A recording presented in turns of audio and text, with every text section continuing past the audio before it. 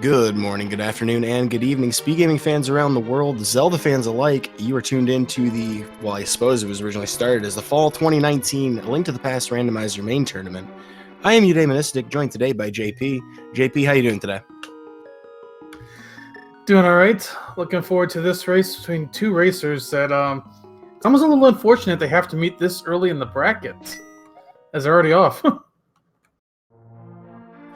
Yeah, both of these two certainly.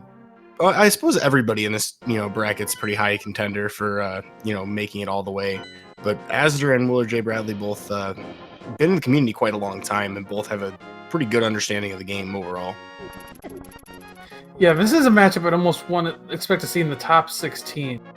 So, yeah, it's a little disappointing that one of them is going to be going out in this format, but we're going to be having a really good series of 3 games potentially here. And starting things off, we actually have divergence between the two of the runners, opting for different openers. WillardJBradley going for the kind of standard bomb opener going south towards Kakariko. Azder will take the opportunity to pick up a tree pole, which is bombs conveniently enough, on his way over to Kakariko north side. And Willard is just having no luck getting bombs from these bushes. I think it's like a 50-50 shot per bush. There's 2 bushes there, and yeah, they're not yielding anything. Well, finally getting one. Of course, once you have one, you have the ability to open up the bombable hut in the bottom left corner of Kakariko, so Willard does have an opportunity to pick up more bombs here. Not going to try and farm those forever. Azder did give us a lumberjack check. Nothing there. Interesting. A blue cane on the race game. Will Willard go for it? Well, we currently don't have any weapons, and to see him walk away from that, I think, is maybe reflective of the bomb count, to be honest. Speaking of weapons, Azder picking up the first sword in the drop-down in Lost Woods, which is a very nice find early in the game. Absolutely. Always good to have that weapon to start. Yeah, it's interesting he didn't go for it. I definitely get it with the bomb count, as you said. That is not a required item in any means, so it's okay that he passed it up. I guess it could be required, but we'll have to wait and see. And of course, because we do have the sword available, there's not too many things that we would necessarily need it for. We could, for example, need it for Spike Cave if we want to follow logic for an invulnerability item. Nice chest turn there, Willard. And, potentially just for any other reason that you want to be safe, say like Laser Bridge. But I think that changed actually in version 31, didn't it? Yeah, Laser Bridge could be expected to do laser skips. Nothing in blind sets, just like some pieces of heart and money.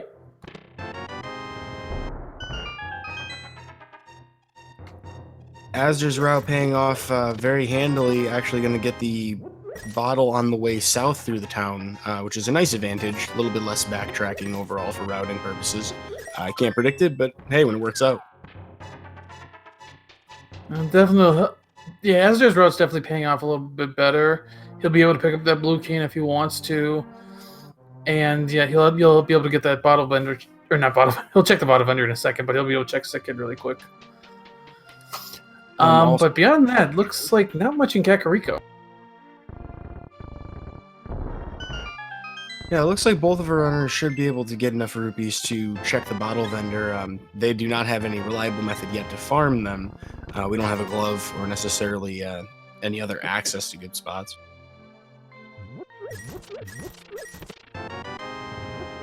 Bottle vendor, just the bomb vendor.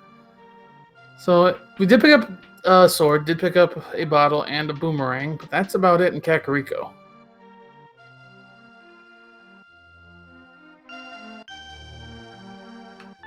Yeah, so not a whole lot in the early overworld.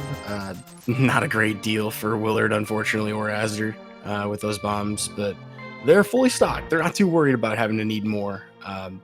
Although, depending on whether or not Willard goes to get that sword anytime soon, there is a reasonable circumstance in which you might save and quit and go elsewhere if you had different items.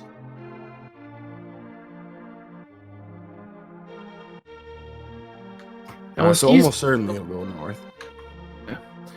Now with the with Eastern being a pendant, I'm wondering if these runners will be a little bit more hesitant about heading that way. Well, we've seen the skill ceiling and the overall community in general increase dramatically over the last 2 years. And I feel like every single person in the bracket feels very comfortable with their dark rooms. The lack of a bow might be informing it a bit more than, say, whether or not you have the lamp. Although, staying within logic has won people races in this tournament, and I think just keeping your head straight on that stuff is pretty highly valuable, in my opinion. Azder is passing up a blue keen as well, so both runners are going to leave that behind. It's not really a required item, so I don't blame them at all for doing that. It might be required in some logic to get through a few places, but both of them could easily manage without it. Well, it'd be hard to imagine that Willard wouldn't do similar things after checking Sanctuary. Interesting that he went to Sanctuary. I mean, it is one item check. He might be heading towards Eastern Palace from this direction. Could be thinking about a Houlihan play. We'll see which way he goes from here. He's kind of headed that direction. He did find out that the prize pack for the stun prize pack is bombs, so he's taking advantage of that. And yeah, it looks like he's going for Houlihan.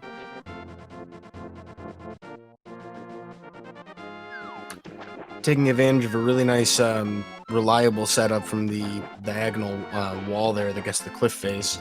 Making sure they can misalign the camera to trigger the game's error exception checking to put them into the extra room. But we find our first major progression here from azder, the power glove underneath this, the well.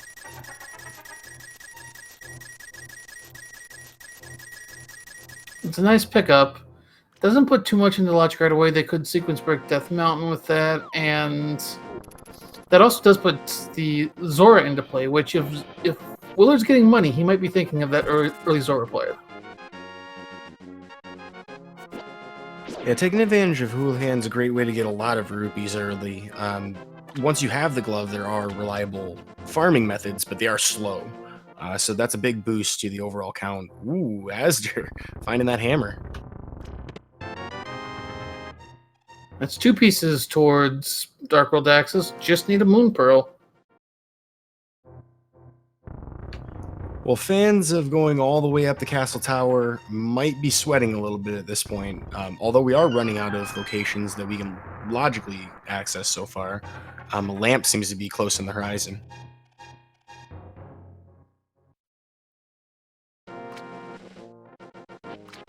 Got Azder making the long walk to Ice Rod Cave. Willard's going towards Agana instead. A couple of interesting choices in terms of how he's routing. I mean, I haven't watched enough of Willard lately to know if he does this at all normally, but it's definitely... It seems as if he's playing against azder's choices here, like as if he's been watching azder's, races recently. Yeah, he's going... This has got to be going straight for Zora.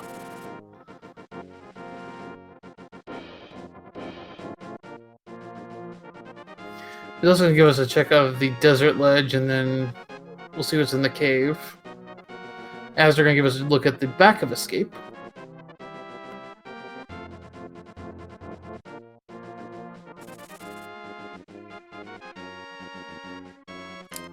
Well, barring an actual lamp in our inventory, this would be the only logical means of getting to this point. So azder taking advantage of that glove to get the Moon Pearl, which completes that puzzle. And at under 10 minutes, we've got Dark World access. Now, I know most people don't really love doing Dark World in general with just a fighter sword, but it's a sword nonetheless. So we at least have a means to finish up, say, Thieves Town, and full cleared, actually. Yeah, very good chance that Thieves Town is a crystal as well, as we already know 2 of our pendants. An interesting choice by azder to go through the, as we like to call it, the Hype Cave route. Does not have Titan's Myth, so we'll be forced to go north from here. That will, if he can find the hookshot along the way, that'll give him a full Dark World loop. But maybe just hoping to find something nice in Palace of Darkness, or maybe even Catfish. Both are certainly things in in that particular route that somebody starting in Village of Outcasts would not be able to get to, or at least not easily. And in our head cave, we got a Quake Medallion and an Ice Rod. It was a nice cave.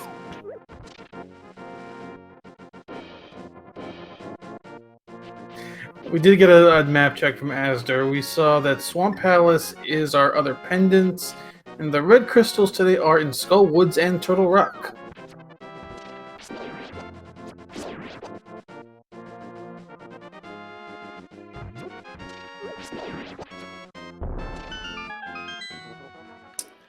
Well, Azure didn't stick around for long, opting to save and quit almost immediately, heading towards Village of Outcasts now, perhaps hoping to find some other sort of progression. Willard's got to watch out here, running low on health with Mini Moldorm Cave, an easy place to take a lot of extra damage, just how annoying those Mini Moldors are. And there's Willard, he's got his Starfield access. At least looks like he's gonna over to Ice Rod Cave as well. Kind of an interesting position for Willard, as you know, we've kind of noticed a lot of Rupee's collection, not exactly out of striking distance of Zora, depending on whether we try to do like Water Walk or there's something nice in Waterfall Cave. He is going to actually fake Flipper immediately. Not gonna do Ice Rod Cave for now. Not even gonna go check the hobo. He's going straight to the Zora area.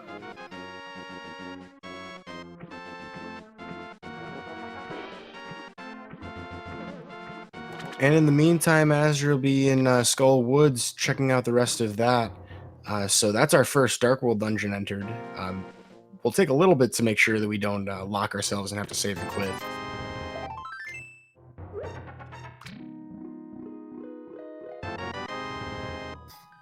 So Willard's not going to have the money to check Zora, but he is going to get a blue potion out of this. Well, Azder found a first bottle and first item in Skull Woods was a bottle. Well, that's 2 bottles so far total.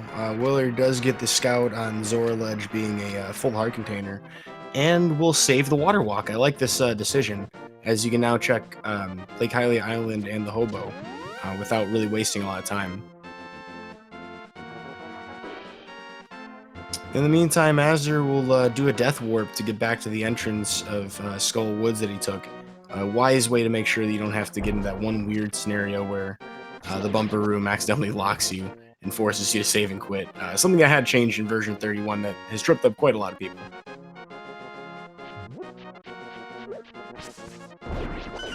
That a Fire Rod. Azder's only going to have one more check in here, and then he's going to have to move on.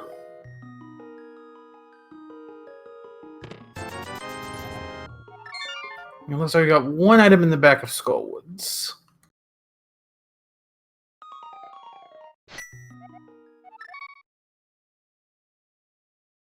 So Willard, with his Darkhold access, looks like he's heading towards Kakariko.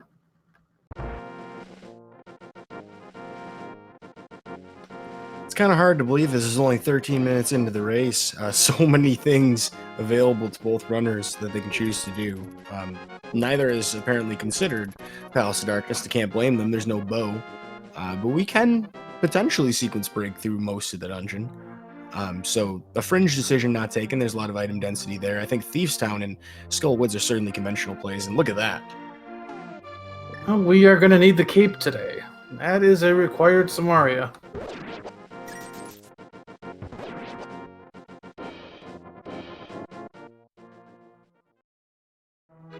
If only we could figure out exactly where that would be without having to just face check every single location until we find it.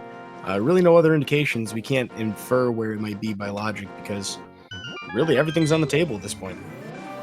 The only things we could say was about Samaria where it can't be is it can't be in Turtle Rock, it can't be in GT, and it can't be on Vitreous. Yeah, so quite a lot of Hyrule available to us and the Dark World. I know Chad was a little disappointed we didn't get an Ice Rod hunt. This might be just as good for them.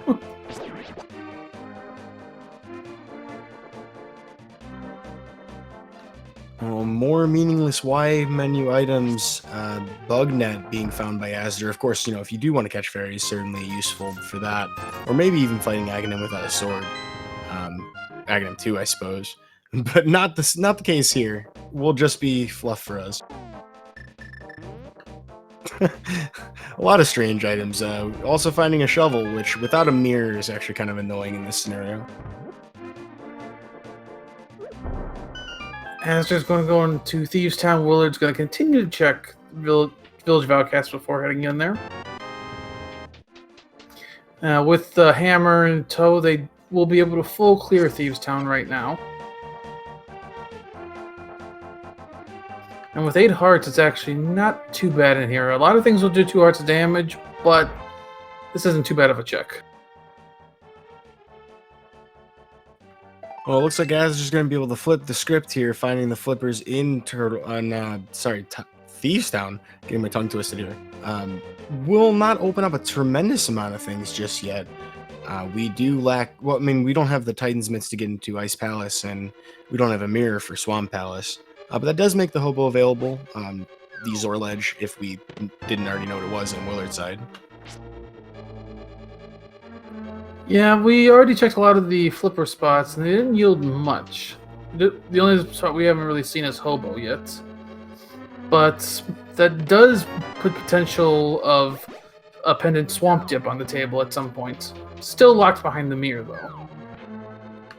The other benefit for Willard is he has already checked a lot of these locations, and if he does manage to get that mirror, the hobo check's actually really quick to do, particularly if you're over in the Palace of Darkness area. So potentially some time save long-term over Azder, just for having done the scouting early.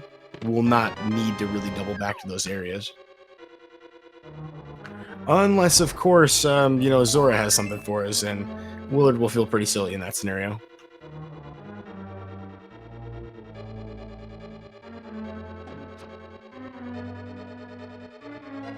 So, Azder's working his way through the Hellway. This is a very, very tough room to get through. Especially without boots. Going through that room without boots just feels bad. Yeah, I mean, you can even have the exact right pixel to do the dash and everything, but, just relying on the RNG, hoping that the pathing doesn't mess you up in every single step of the way, really shows how much both of these runners have practiced, that they're not taking way more damage.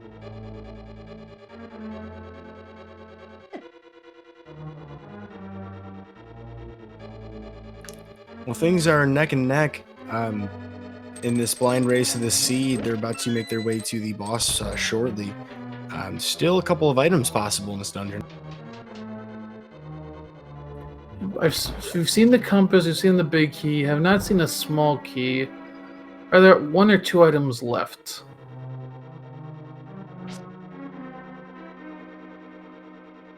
It's 1 item left. I don't see the map in Azder's menu.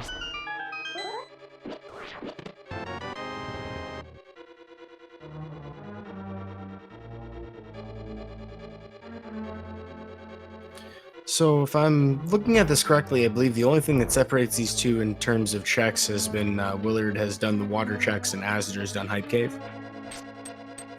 I believe so. Well, actually, Azder also checks Skullwoods. Yeah, that's true. The front 4.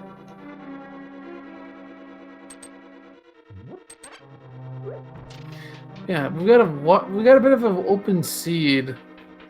Still have a good number of places to check. We've got Eastern Saharsala. We have potentially Pod, depending on if it's bow locked or not.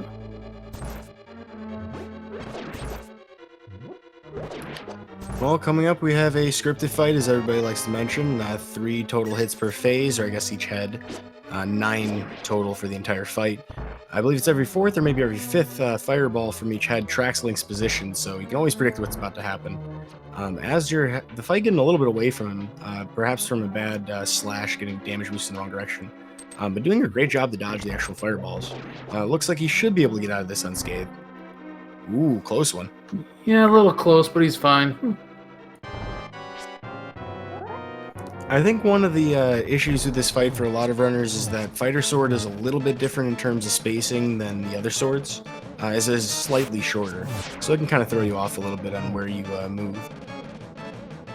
Well, Willard's fight here looking a lot more conventional. Yep, no issues for either runner. They both have their first crystal.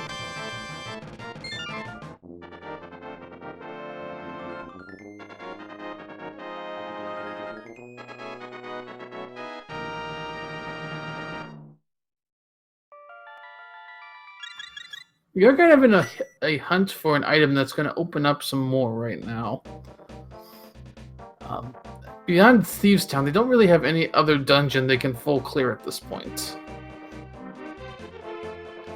Yeah, hook shots, mirrors, Titan's mitts, all of those would be really helpful in this scenario.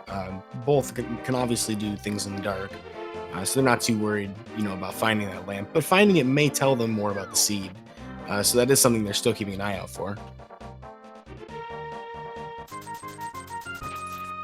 Just a piece of heart at the dig game. Took quite a few digs.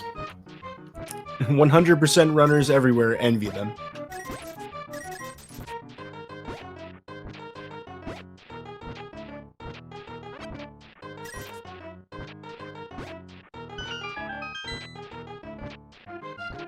And Willard will continue to dig for rupees, it looks like. Yeah.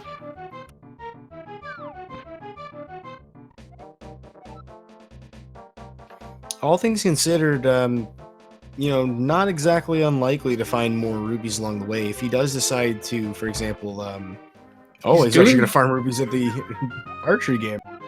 Okay.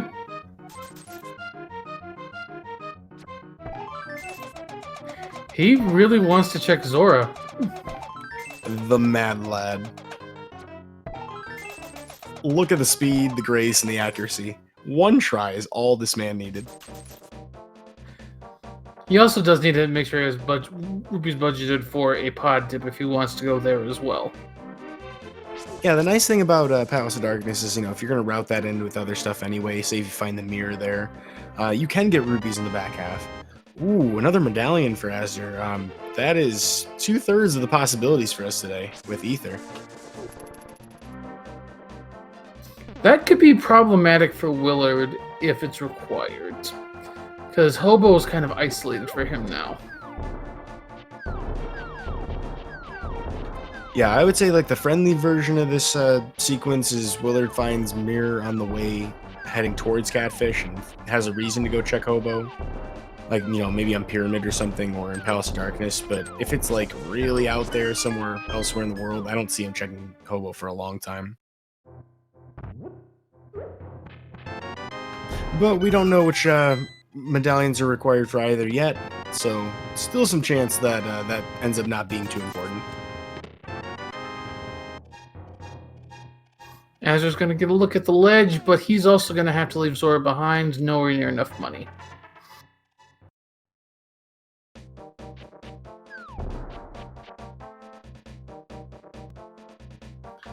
Well, as our racers kind of cross each other's steps, I suppose we never really took a moment to kind of explain the format. For those of you who've been watching and those of you who haven't been watching the tournament so far, this bracket series will be following the same format as groups, just simply single elimination. So this is game 1 of the series between Willard and Azder. I believe they have their second one scheduled. I should actually check that. It's scheduled for tomorrow at the same time. That is fantastic. So it's best of 3. Whichever one of these two loses the race will be able to change one of the settings, just like in groups, for the next match. So we'll see what kind of decisions the person who loses this race will actually make to, try and trip up their opponent. But so far, things have been looking pretty much mirrored between the two of them. Azure is checking the escape area, the front. Did get some blue mail from Uncle, or from the chest before Uncle, but that's about it.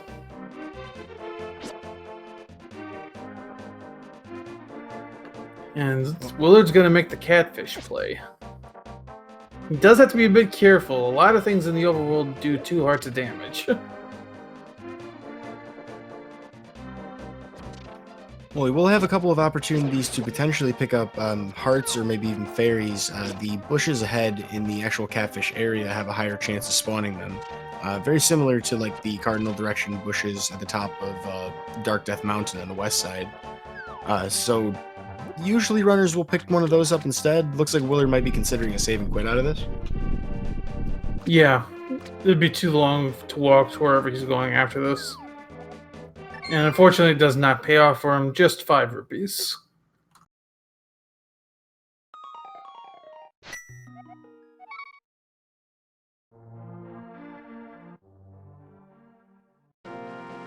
Well, Azder, perfectly well equipped for the escape sequence here, will be able to give us some more information.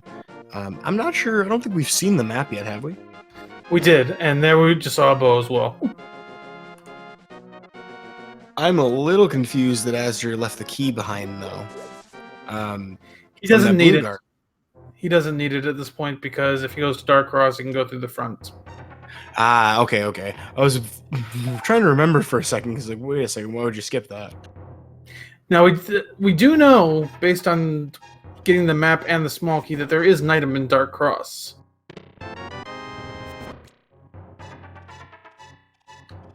Whoa, Master Sword hidden in the basement of Hyrule Castle, which is interesting because the Lake Hylia Island we saw earlier has our next sword upgrade, so Tempered is very accessible in this seed, provided that, Mirror happens sometime in the near future.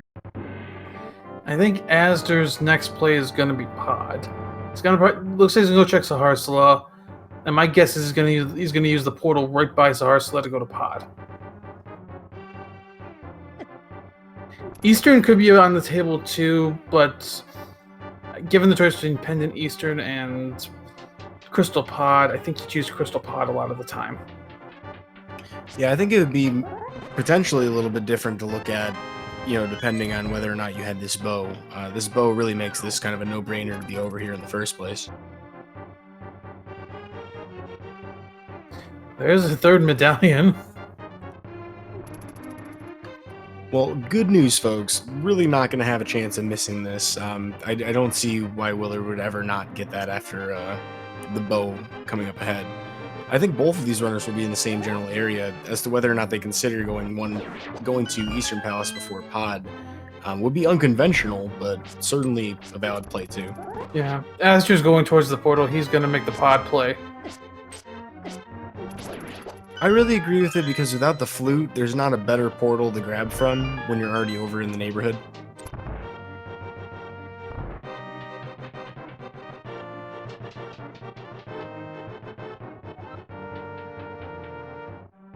So most of Pod will be out of logic because of no lamp, but Azder will be more than capable of clearing this.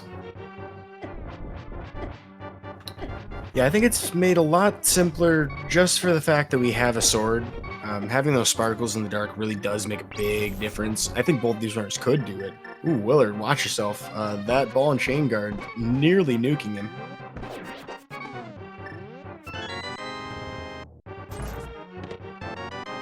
And Willard's setting up to check Dark Cross.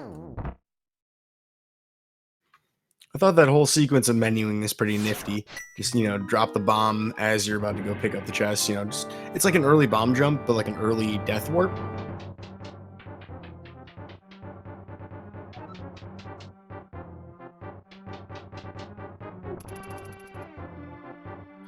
So we're not going to see Willard for a while. Yeah, that's for sure. That's for certain. All throughout the house, quiet as a mouse. Azder does confirm that at least getting into Pod is not bow locked.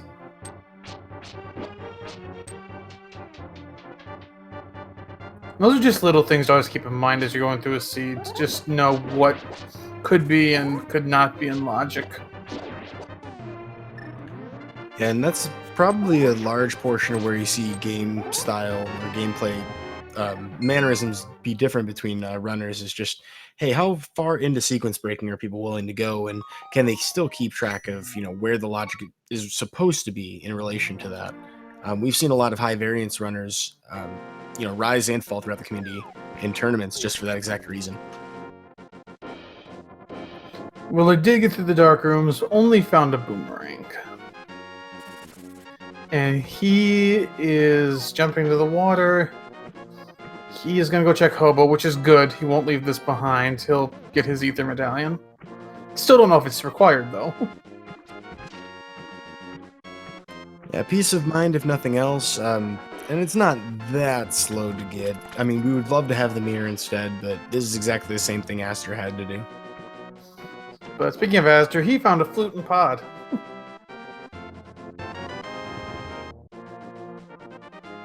Now, flute right now doesn't open much without the mitts. It would put a couple... Actually, would put one item in on Death Mountain in Logic, and another one you can check, and another one outside of Logic. Yeah, to truly make that an awesome find, we'll definitely still want either the hookshot or the mirror. It seems like the mirror is like the true linchpin of everything in this seed so far. But at the same time, if you're these runners, you kind of don't want to see the mirror, because then Swamp Palace is on the table. Yeah, in a perfect world, you'd find literally everything else that you could possibly need, and then you find it. And you get to go mode everything. You know, time will tell. Being that we're only 31 minutes into the race, certainly finding a lot already. At least crossing off a lot of potentials off of our list. Having all of the medallions certainly nice.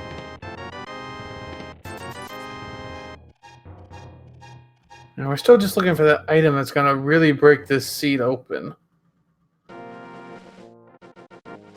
That was a single buffer, I guess the free buffer, hammer jump from Azder. Really excellently done.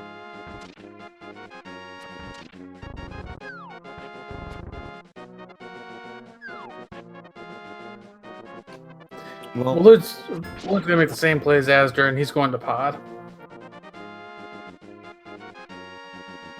yeah, even if you thought that it was going to be something in Eastern Palace, I mean, it's just the item density doesn't make sense. You really should be going to Palace of Darkness. If you're able to do it in the dark, you should be doing it here.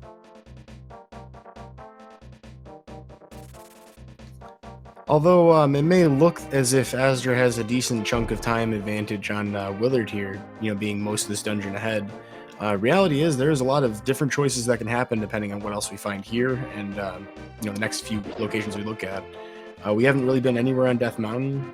Swamp Palace and Ice Palace all completely unchecked. Can't check them yet.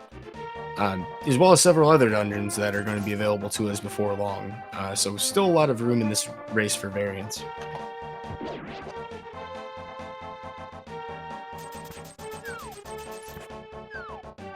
Doesn't look like we got much interesting in the dark.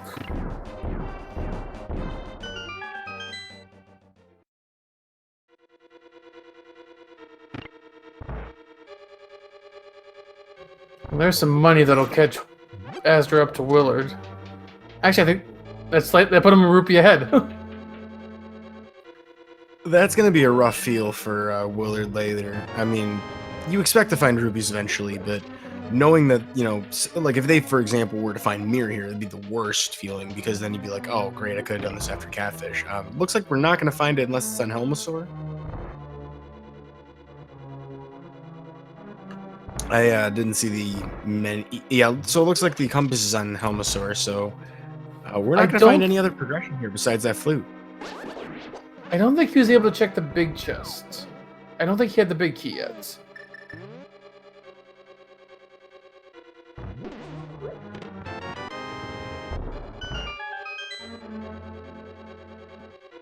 So I think there's an item plus the compass.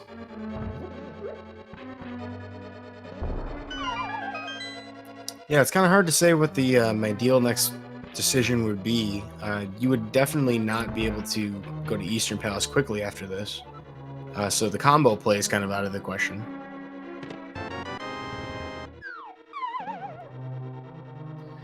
Yeah, Eastern might be the play next. It's 3 items. It's one of your denser spots right now. I could definitely see someone going up to the mountain, getting the old man item, and then hoping for potentially like a hook shot or mirror up top on the left side. That would actually be really great because we would have the hammer to cross over if it was the mirror, or the hammer to cross back if it was hook shot.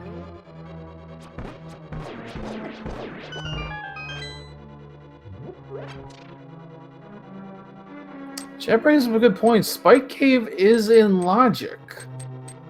Neither runner picked up Cane of Burnout, but with what we've got and what we know is available, yes, Spike Cave would be in logic. Beyond the mountain and eastern, though, we're really running dry on actual options here.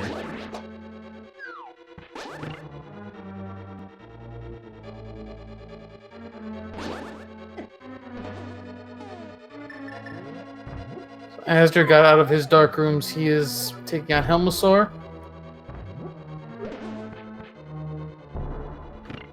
Not to be understated is just how difficult it is to actually do those turtle rooms without having, say, the fire rod for the torches or even a lamp to see what's going on. Azder to even have 5 hearts in this scenario really speaks to him having practiced that. And an excellent Helmasaur King fight as well. Okay, maybe Azder did get that. It's just going to be the compass on Helmasaur.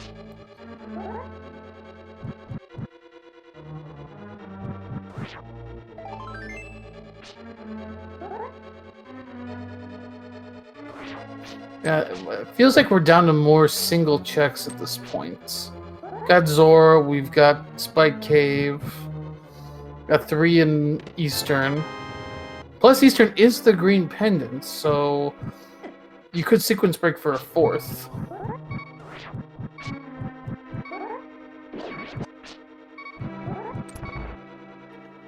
Well, it is absolutely amazing. Sorry, go ahead. So we do have 1 item available on Death Mountain, so yeah, go ahead though. Yeah, at least in logical consideration. Obviously, we could potentially get the old man as well. But yeah, it's not what the game expects us to do, and that really does constrain what we should expect to see. It sure is excellent to see both of these runners so close to each other, all things considered. Obviously, Willard might have a different experience in the basement. I'm hoping that goes well, seeing as he only has 2 hearts to work with.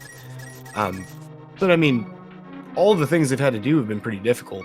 Doing this stuff in the dark is way more time consuming than a lot of people realize.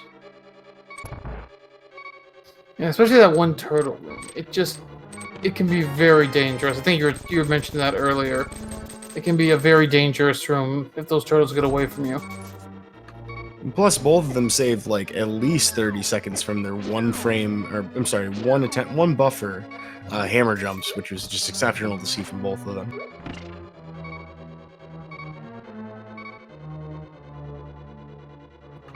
Looks like it's Azder's time to go fishing and check out what's going on with the Quake monster. We'll be throwing some kind of lure in there. Will not be rewarded well. Chat's been discussing whether or not Flute is out of logic. Potentially is. I think they're saying since 1 queue is in the dark, it can't be accessed right now. I think that's right because of where it was found. It was found on that ledge, so yeah, you potentially could have used all your other keys before getting there. Oh, right. It's not whether or not you can have enough keys, it's whether or not your worst case scenario has enough keys. Yeah, exactly. The game always assumes you make the worst possible choices with your keys. Of course, being that neither of our runners has, taken the plunge and gone all the way to the end of Zora's domain for what could potentially be a lamp, maybe it isn't logic. Azder's gonna check the shovel spot. This is one we forgot about. Yeah, that was found quite a while ago as well. It was in the Village of Outcasts. Yo, I really like this use of ether from Willard. Oh, there's Titan's Mitts. Okay, that opens up a little bit more. That would open up the Mire area. You can at least flute in. You can see what the requirement is for Mire, and you can check Mire Shed. You actually could go into Mire. but azder definitely can, but you wouldn't be able to complete it. Yeah, I guess we don't have a means of crossing the chasm in the first room, but you can definitely enter either way, and we know we have the medallion needed. So as soon as we find one of those two items, I think that becomes a more appealing decision to make. The interesting thing is, this also puts Ice Palace in logic. And truth be told, I think everybody would rather have, better item configurations. Although, not to be slept on, Willard pulling off the hammer hits with the second phase of Helmasaur King, another really difficult strat to do, both of them pulling it off really well.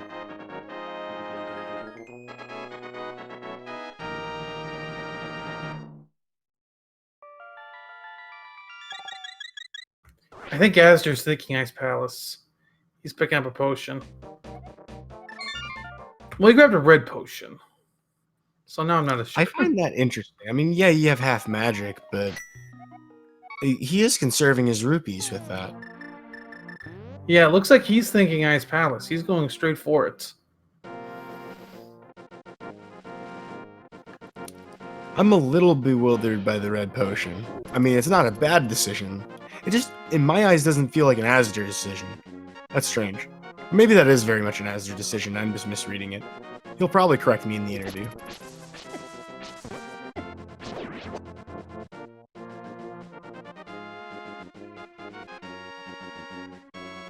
Well, good news for Willard finding his Titan's mitts very quickly as well. The shovel being a very easy to forget thing once you just picked up the flute, so a crisis averted for both of our runners.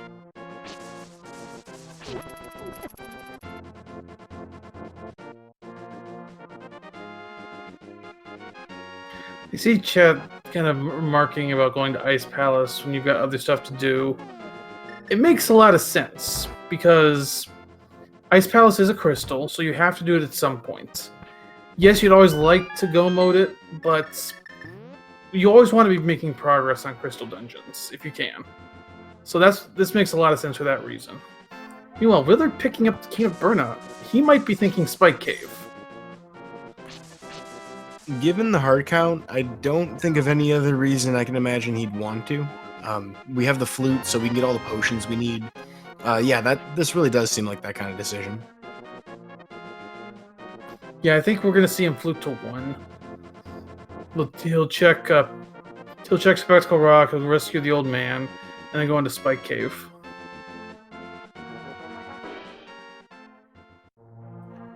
Well, despite an unfortunate miss on the double Stalfos Knight kill, Azder is making his way to the Ice Palace bomb jump. Hard to imagine in any circumstance that he wouldn't actually do the bomb jump, and hits the switch accordingly. Yeah, you actually, in his case, to guarantee he can clear this dungeon, he has to do that jump. Seeing as we have not found that magic cape yet, ergo the Cane of Samarian.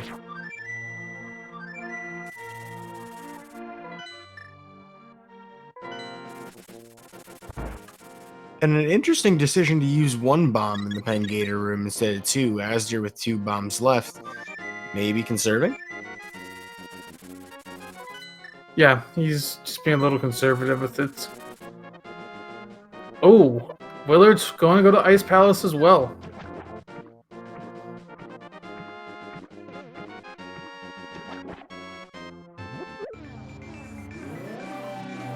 Well, Now, we haven't seen much of value yet here.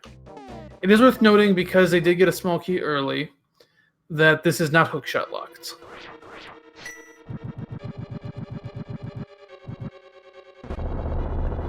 Our big key is in its vanilla location, meaning we can hit that big key chest on the way back over. But we will be clearing this all pretty quickly here on Azder's side. Next step's a little harder to consider. We don't exactly have the next things that we want to make a decision on where to go next. Although Zora is certainly a possibility for him again. We've had Zora fixated this entire time, especially with the way Willard was farming rupees early.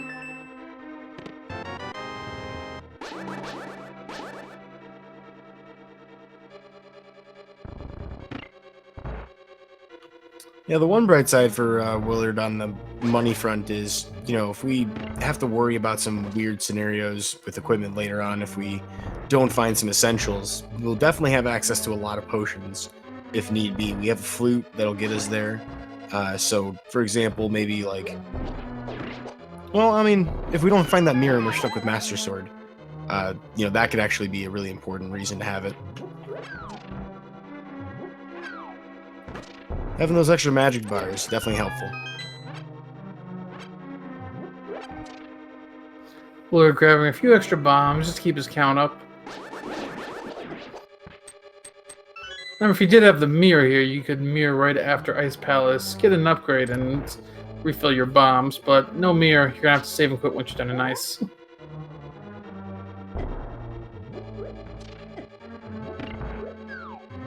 Alright, well, Azder's going to pick up the last of the items accessible before the big chest itself. That is the compass in this chest. Very quickly wrapping up the dungeon. In good shape, too, to be full health, or at least close to it, walking into the cold stair fight. Would like to see if Azder shows off the sword beam strat. I don't think necessarily. Oh, yeah, we don't have fire rod. Never mind. So, I believe Azder has all the small keys, so this was not Samaria locked either.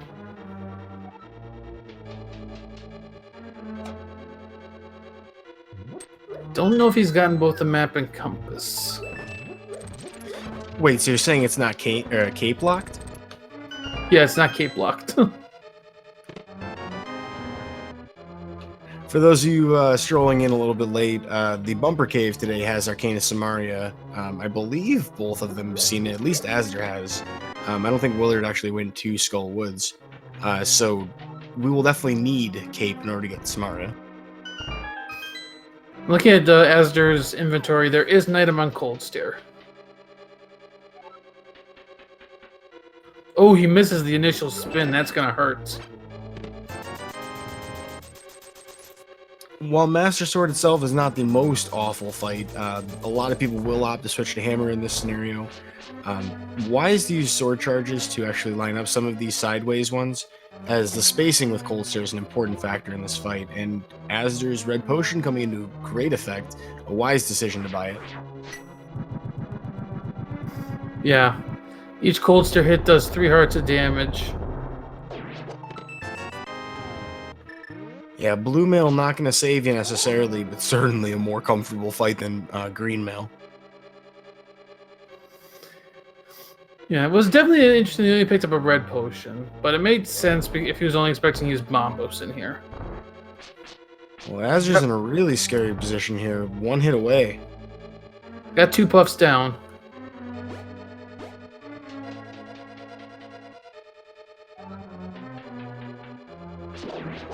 And...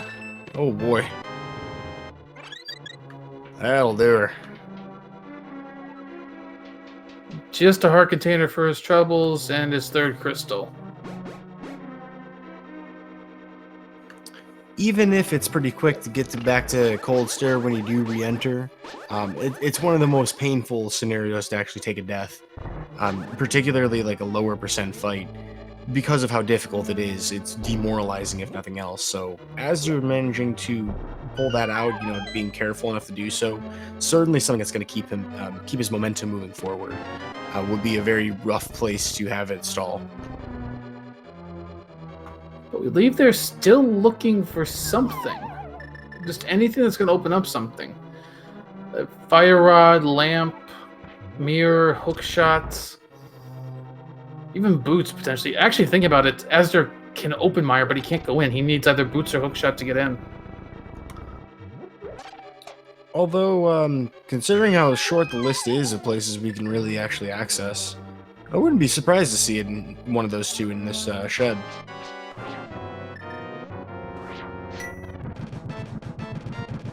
There's some arrows. And 20 rupees, nothing. The good news about that is it's quick to get out. Willard's turn for the Cold Stair fight, getting some great spins and hammer shots, or one spin with great hammer shots. This should be a much more cozy fight.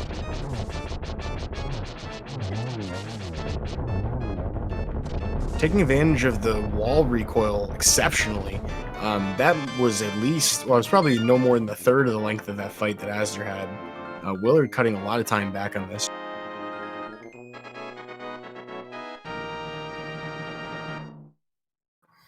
So I think this is going to be the Smith chain for azder.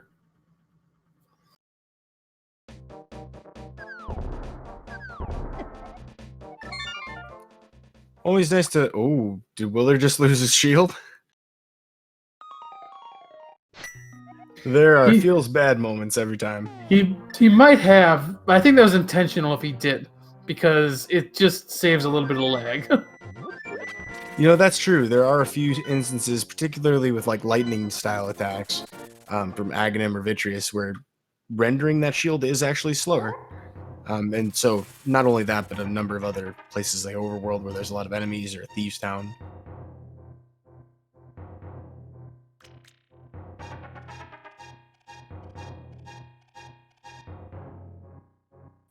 So azder just grabbed the Smith and then did a save and quit. I think he's gonna turn in the Smith and then he's gonna go get the purple chest.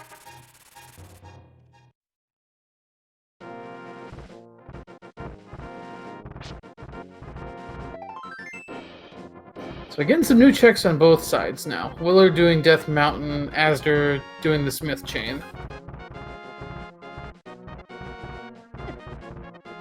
Oh, that's a good pickup for azder.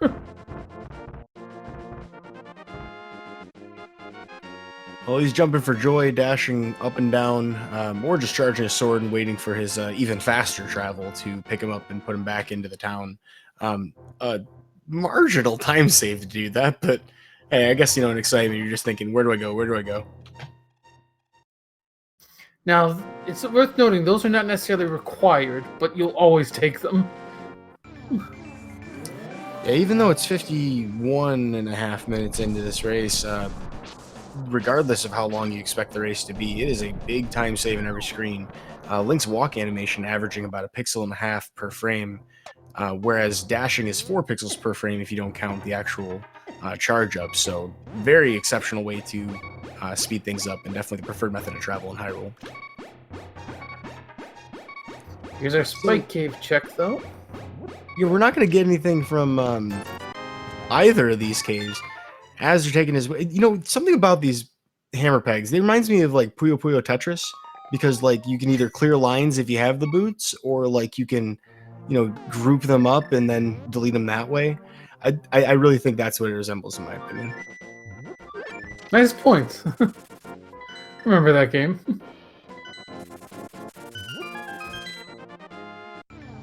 But coming up empty on both sides, both runners going to take different routes here. Well, as you're going to take advantage of the boots for bonk rocks. it is worth noting those boots also do let azder go into mire if he really wants to. Next up is King's Tomb. After that, we still have Eastern sitting out there that neither runner has touched. We also have Zora that Willard was so adamant about getting money for early, but he hasn't gone there. You know, I see the value in trying to, you know, not... Oh, okay. That opens up a lot. I suppose the thing about it, though, is there's only so much more that Willard can do here before he ends up having to do the same things. And I think that as they're finding these two things back to back, are no coincidence. You find the boots, you think, okay, follow the boots. So, I mean, this is still pretty linear. But whether or not this purple chest has anything may... Okay, cool. So, I mean, that does give Willard a little bit more flexibility, whether or not he chooses to pick up that chest. Could save time, could end up being time neutral, but I don't think that puts him too far behind just yet. Now, while there's a high chance that mirror is required, it's not guaranteed to be required. It depends on what it leads to. If it leads to hookshot, then it was required 100%. If it doesn't, if it doesn't lead to any progression, then it might not have been required. We'll have to wait and see. Oh, there's the cave! Now the thing is, Willard doesn't know he needs that yet. He has not checked that ledge. Well, whether it's invisibility or invincibility, the waters are murky out there in Zora's domain. As they're really showing off that effect right now, we can't even see him. But he will get the old man's item on his way up to the top of Death Mountain. Kana Samaria figured out, although Willard actually hasn't seen it yet. If he heads straight there, I think he's playing Smith Chain 2 now. And if he heads straight there to check the cave, he'll get Samaria. That won't open up anything right now, but he'll be glad to see it. And the worst part for Azder is that's a location he might have isolated at this point, especially picking up that mirror. You know, the tough thing is like the mentality you have to deal with in this scenario. I mean, like Willard's about to see it, or if he doesn't see it, yeah, he's gonna check it. You know, you got to think, oh gosh, I didn't get that Zora early. You know, thinking, hey, I put in all this effort to get Zora early and couldn't. That's got to be a big head fake. I'm wondering if this is gonna, you know, kind of mess with Willard's composure here. I mean, he's a pretty composed guy in general, but that doesn't feel good. Well, it doesn't open up for you anything right now, so it doesn't feel too bad either. You know, on Azder's side, we see a small key. If we don't get a big key, we can't advance in Hera.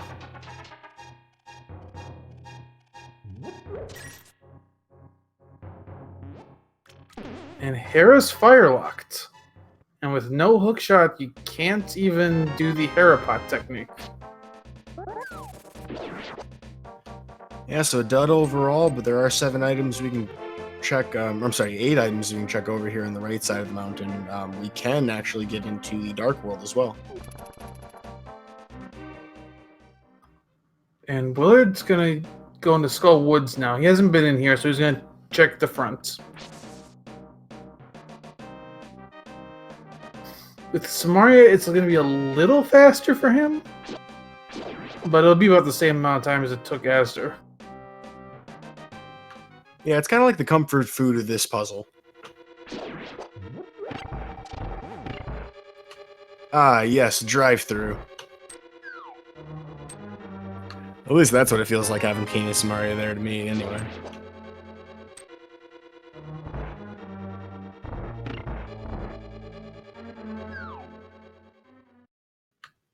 I am shocked that Azder did not get Dead Rock there.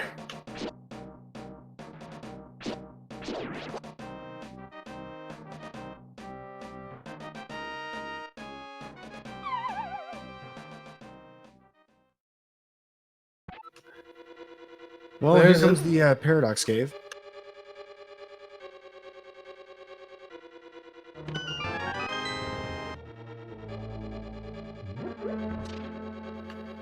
I'm not sure at this point which is more influential of a find, the hookshot or the fire rod. The lamp certainly something to think about. Well, there's some silver. Oh, there's the fire rod. Alright, double fire source. Let's go. Well, you can go back to Hera at least and clear that.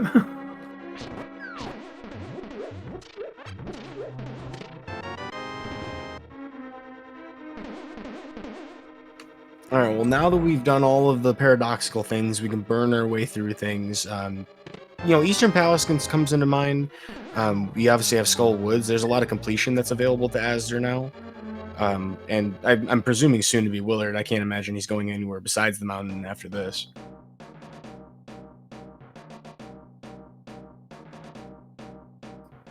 Chat talking about, if we're in no mode, we technically still need to know where the hookshot is, but potentially.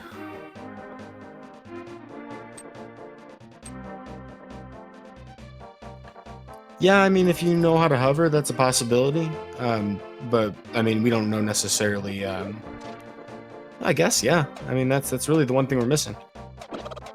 And if that's the case, then I give a pretty big advantage to Willard right now, just for finding that cape.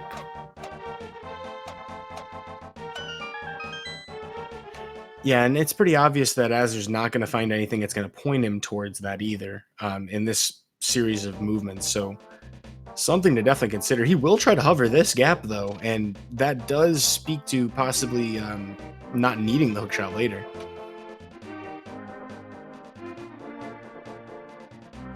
I made one attempt at it, and then he's dipping out. He's not gonna work too hard at that. He's gonna go into Hera now. I want to emphasize for those of you who don't know how to hover in chat, which is most of you, including myself, it is a very difficult technique.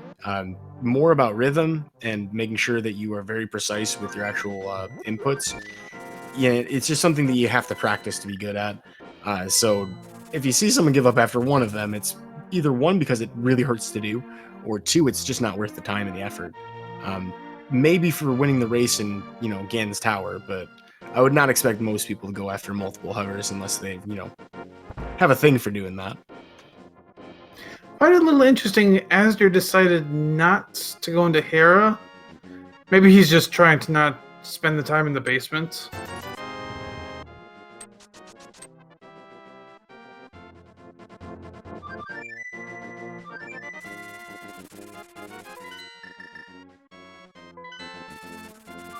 Willard's taking the boots.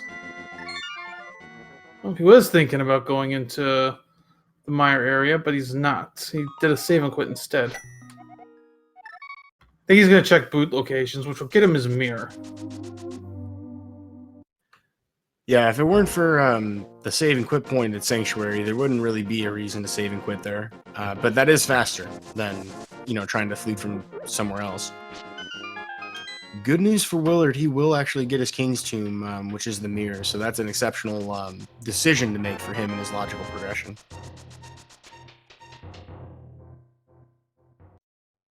If he goes to Death Mountain sooner rather than later, he will essentially hit go mode, assuming he doesn't need hookshot.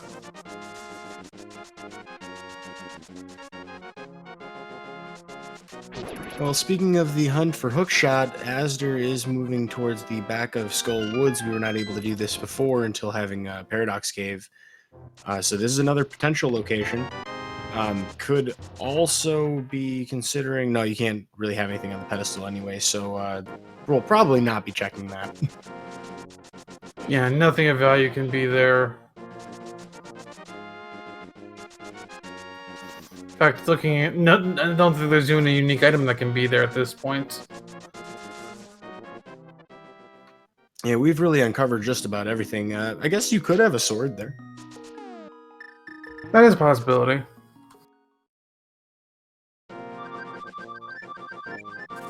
Chat talking about swords. I do expect the runners will go for tempered at some point.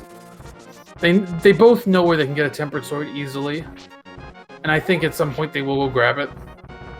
Just because the time it will take to get that will be will be easily saved on Ganon at a minimum. Yeah, Ganon's definitely the easiest thing to consider.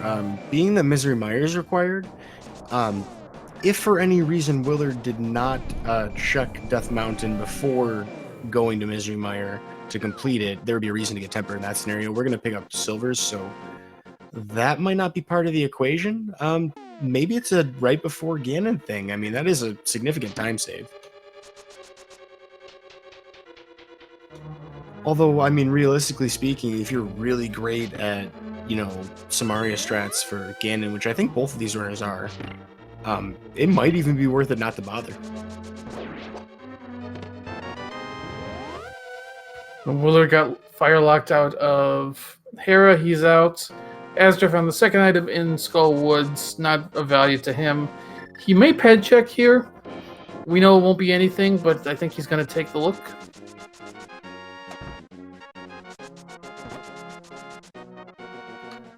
And today, just a little bit of love.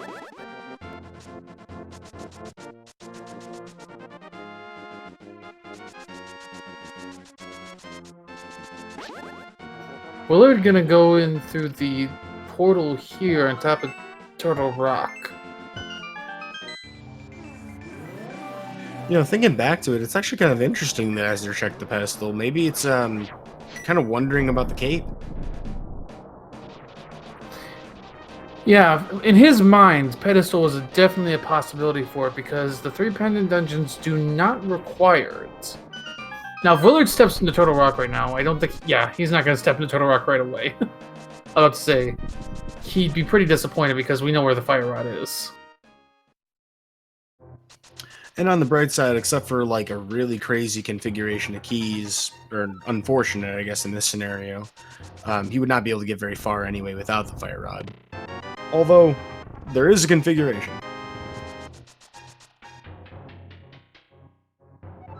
Azder is thinking what he wants to do.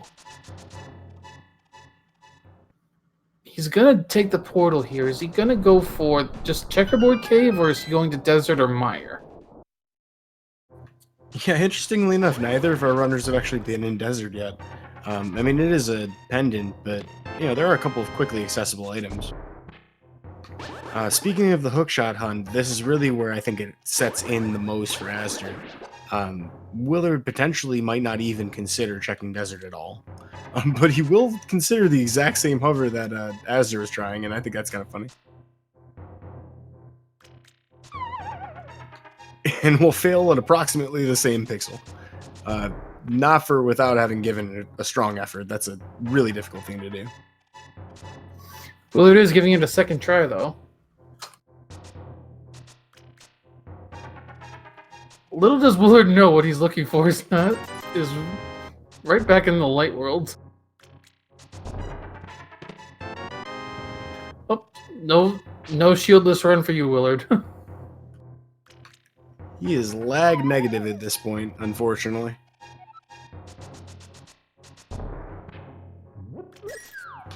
Although, honestly, if I was going to get a shield at all, I would want the fire shield. That's probably the one I care the most about.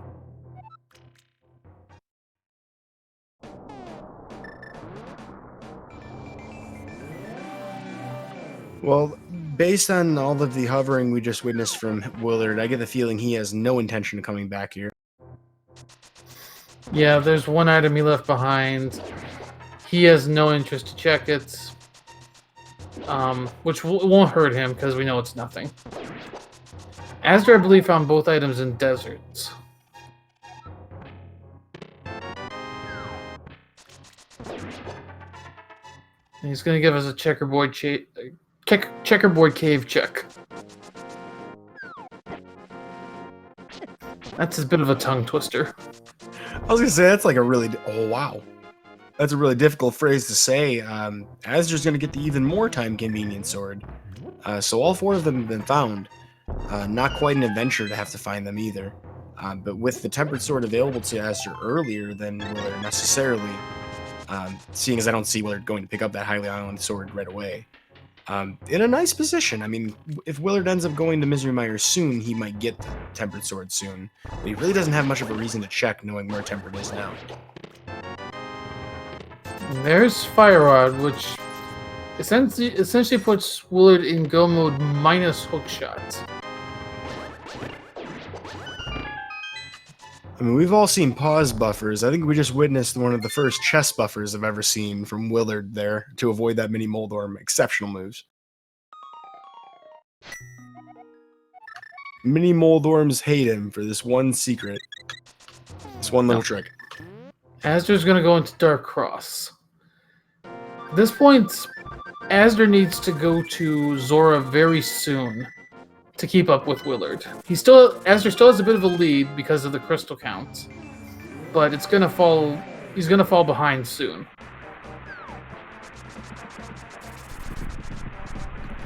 You will actually be able to do a couple of checks faster, having, you know, say the Fire Rod and Lamp, you know, a couple of things that will make life a little easier. But some of the checks made on the way to this will end up weighing a lot more than the time that Willard's spending. Willard's already heading into Misery Mire now, which is pretty much where Azder needs to be to stay in contention here. Without that cape, though, kind of in a rough spot. He's going back up to Death Mountain. This might be his Hera play. And now we saw before that pretty much all of Hera was locked behind fire. Azder will be able to do it. Might not be the best feel, though, when he doesn't find necessarily like a cape in there. He may find the hook shot, though.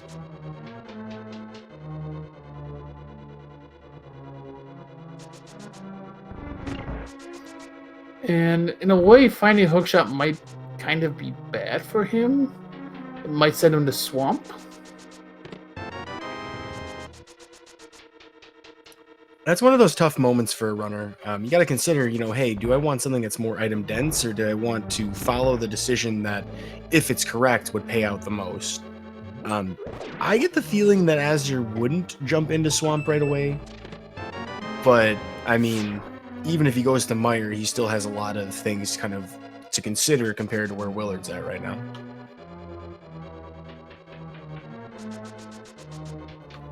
And that may eventually end up tripping him up and sending him to Swamp Palace before doing other things.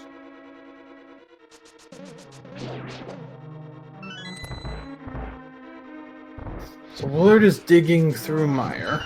No big key yet.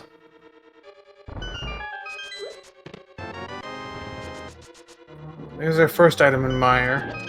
This was not a god mire, so if azder does come in here looking for anything, he won't really lose much time.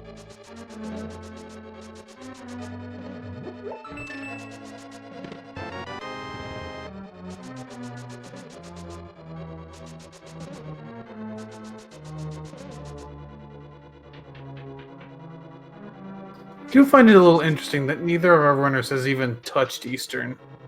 It is a pendant, but with all the searching they did, neither runner went there. And that's kind of a really appealing place to look at normally. I mean, even when it's a pendant, it is a green pendant, which is nice. You get an extra item out of it. But early game, a lot of folks just visit that dungeon in general. So the conscious decision to skip it for both of them, certainly the right decision so far, but I actually wouldn't be surprised at all if that was their hookshot. Hookshot's still pretty much available just about anywhere that hasn't been checked yet. Nothing that we've had to do has been sequence broken in that sense. Even with hovers, we didn't find anything important through them. It's also worth noting, hookshot can be in GT.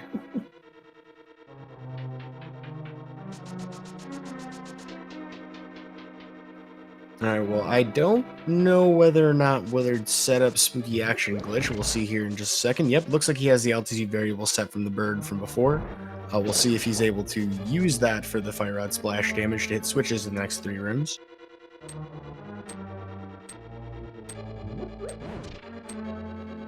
Perhaps there not. It is.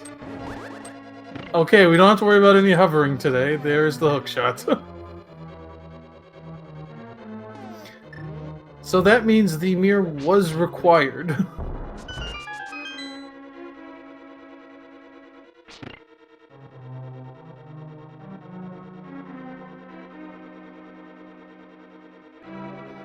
azder's up to 5 crystals at this point. Yeah, if azder were to find that cave soon, be in a great position to actually, take back this lead. As you mentioned, lots of crystals ahead. It's just the fact that there's so many things that are very likely to lead him astray is the reason that it seems, perceptually speaking, that he has a bit of a gulf to cross here.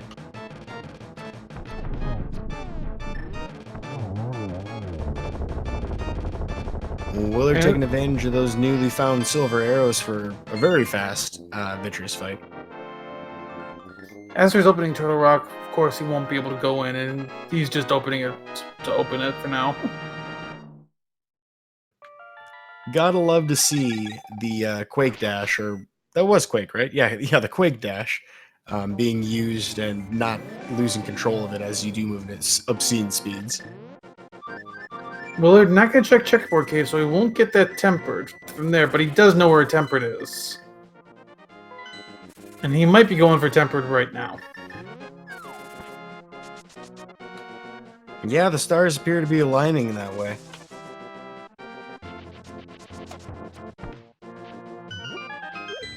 azder, I think he's gonna make a spike cave check. Gonna get his 5 rupees. So perhaps that's why he picked up a red potion earlier. I mean, I know he likes to pick up potions, but I figured this time with all the extra rupees, he would probably go blue.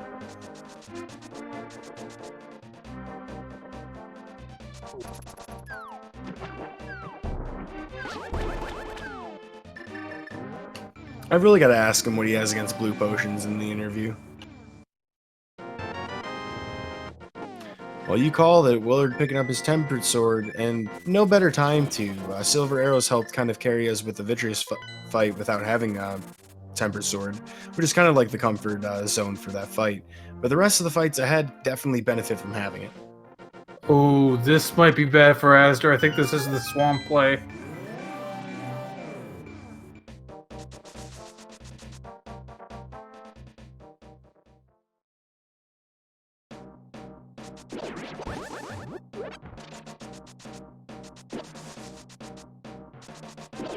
He might check Cave South of the Grove and Bombo's tablet first.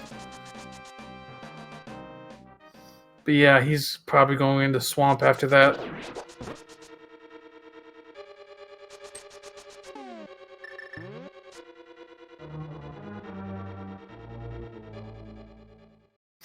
Unfortunately for Azder, the cape is at an isolated location. So it's an easy location to leave behind at this point.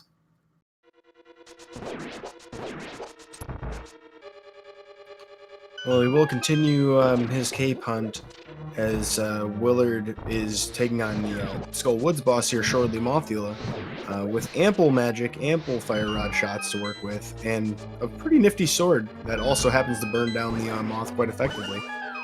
This boss seems to be drawn to these flames.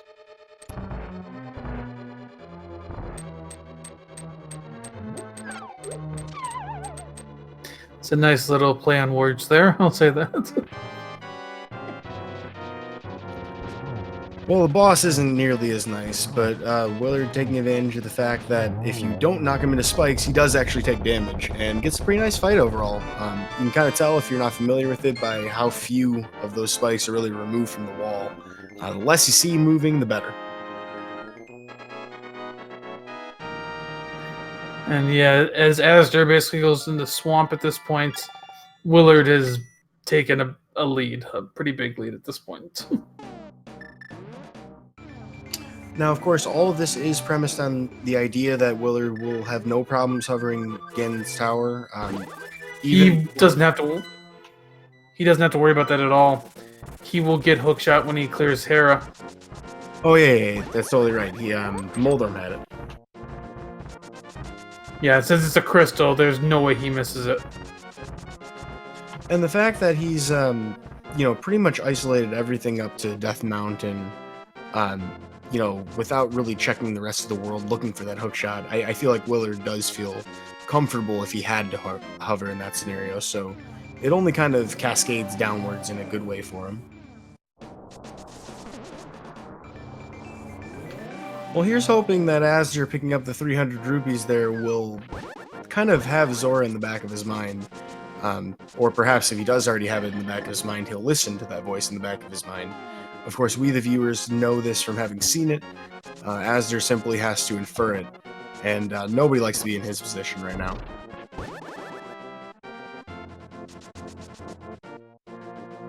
Willard is going to do Turtle Rock first, then go to Hera. It makes some sense for him, even though he just passed right by Hera.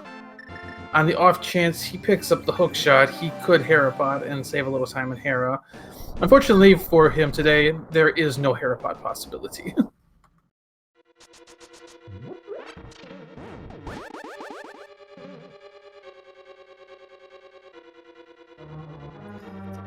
Well, some of the time loss potentially avoidable here for Azder if he considers not doing left side swamp. That would definitely help him out in this scenario, although, as we've already kind of beaten to a dead horse at this point, things not looking up overall.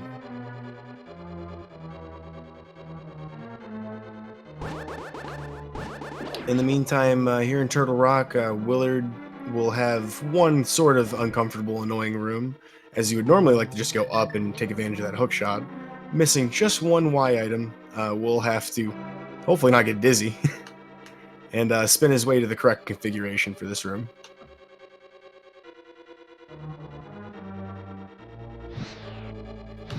Something about that just feels like circling the drain. That's fair. That actually kind of does resemble that. Now, if you're rooting for Azder right now, your big hope is he doesn't find the map or compass, and he decides to leave left side swamp behind. Well, he does pick up his big key and does not go back upstairs, so that lends to the plausibility of him coming back into the dungeon.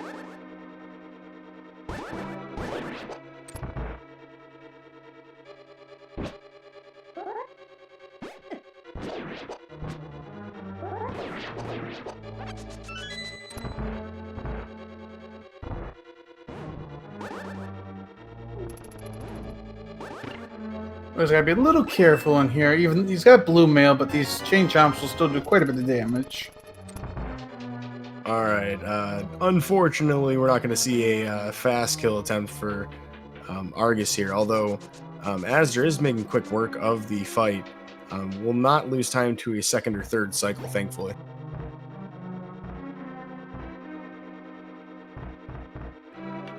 And a really nicely timed silver arrow as well. You don't see a lot of north-facing silver arrows in this fight.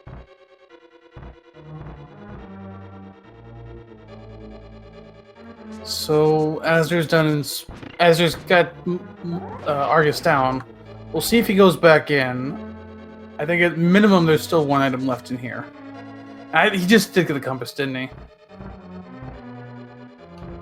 Yeah, so I mean, I think if he would have checked the big chest earlier, there'd be more up in the air as to whether he was coming back in, but it seemed like that was kind of sealing the deal. He was definitely coming back in at that point.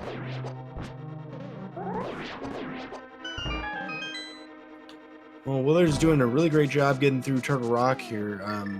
Is going to take the time to go all the way around because we don't have all of the keys we necessarily need. But in a more ideal scenario with key layout, he would potentially skip this big chest.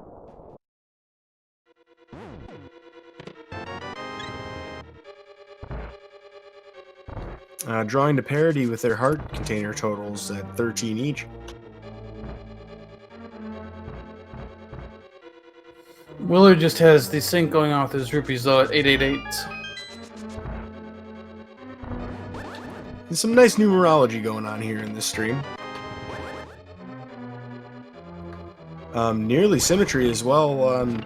Azder actually having the hook shot and not failing like a fifth attempt to hover will actually get his red mail from Hookshot Cave, whereas WillardJBradley will not. Although I don't think it's going to be too much of a factor. Both of these two have a really strong commanding GT execution, so both of them are practiced enough to not have to worry too much in that scenario. I actually know Willard hates red mail, so he will not lose any sleep over never getting red mail. Look, it's like 30 seconds in GT right after Ice Armos. There's totally no reason not to pick it up unless you're like 127, 28, 29 runner. Why is Willard doing laser? Oh, you mean he might be looking for hookshot? Yeah, I mean the potential risk of hovering against somebody who is pretty good at hovering as well. I think it's worth it to check these 4 chests. They won't yield anything, but definitely worth it. Oh, Azder is done in swamp. If he heads straight over to Zora, Willard's still got a lead, but he might still have a chance. Yeah, we're not going to see a sword difference. Overall equipment will end up pretty similar besides that red mail. I think he's going to dip Meyer without the cane.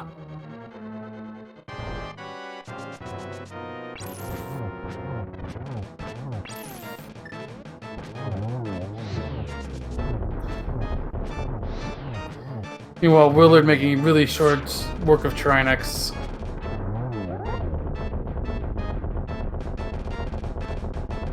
And yeah, unfortunately for Azder, he's just gonna fall further behind here. He's hoping that Cape is in Meyer that leads to Samaria. Unfortunately, it will not be. Which, I mean, given the number of things that he's had available to him, leading up to this point and how many available there still are, as good a decision as any, really. I mean, some people may instead choose to go like Eastern in his shoes, but this is the crystal, and if it does have that, cape, it's the best case scenario. Unfortunately, it doesn't, but I certainly understand where Azder's coming from. When you feel behind in this kind of scenario, you kind of want to do the thing that you think your opponent won't. Yeah, that's definitely a fair way of looking at it.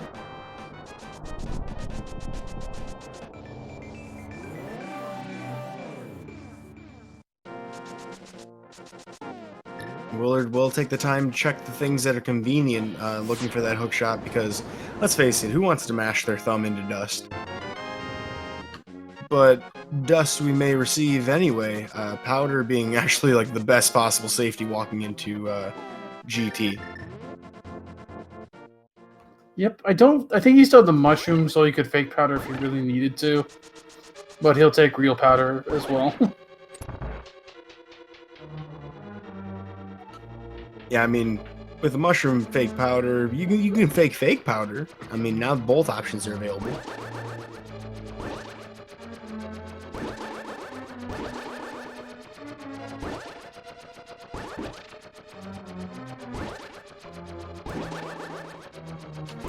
Well, Azder, leaving no stone unturned, will be checking everything, including the cutscene chests, fully equipped to do so. As slow and agonizing as it feels, the good news is once we have done pretty much everything we can do in Azumire, it doesn't really take that long to get to the boss room when you do return here. So, not the worst possible time losses, although checking everything feels really slow.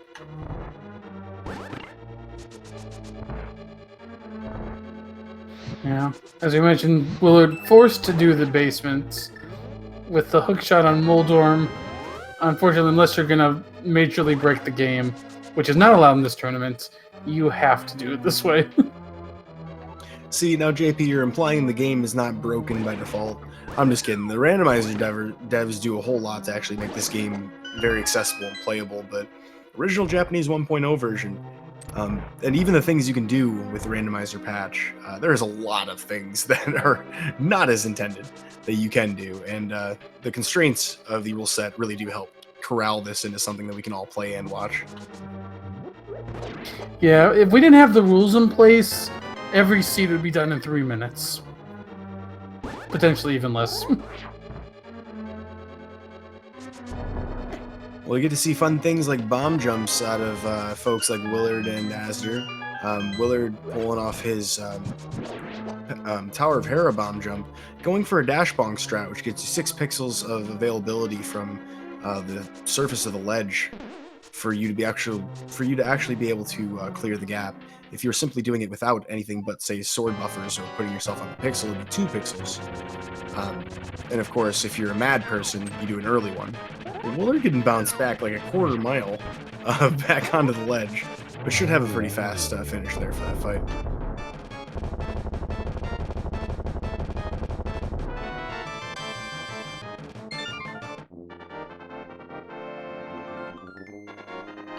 Well, JP, looks like you already got the command going. Why don't you tell the chat a little bit about what we're doing here?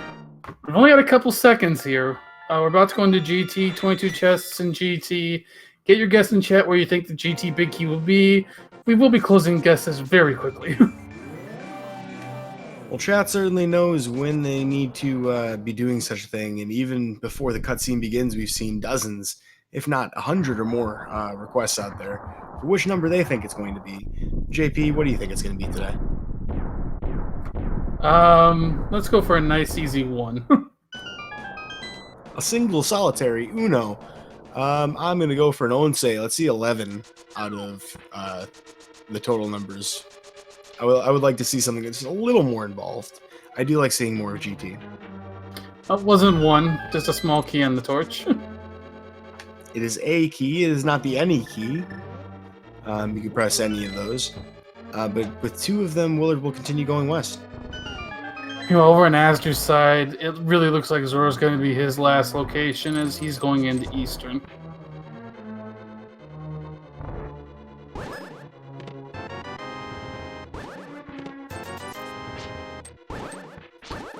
At this point, I almost kind of feel like, the real question with Azder is, at what point does he feel like he definitely missed it at Zora? Because I think by the time you go into Eastern, you've already committed so much to not going back to Zora that it's got to be there when you don't find it here.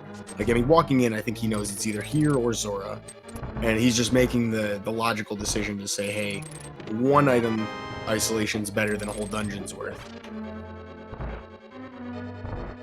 Yeah, unfortunately, this is more just Rando playing. It happened to be in that one spot he didn't go to, which you really can't do anything about. I gotta say, though, for how neck and neck most of this race was, and pretty much everything up until that cave early, I'm really excited to see Game 2 of this series. I'm kind of wondering how these runners will try to trip each other up in terms of settings, because execution-wise, they've really held par with each other for most of this race. I believe we're at key 7 at this point. Yeah, it will be interesting to see how they change Game 2, or even if they do choose to change Game 2. Yeah, that is actually an option. You can choose to not change settings.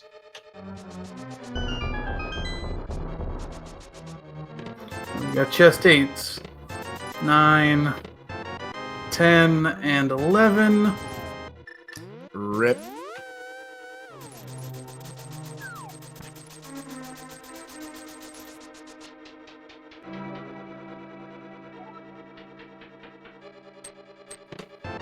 Well, Willard will continue to the right side of the dungeon, not finding anything in the Hope Room, as they're pulling off something I love to see, which is a super speed off of the big chest in Eastern Palace. Really nice to get that extra super speed in.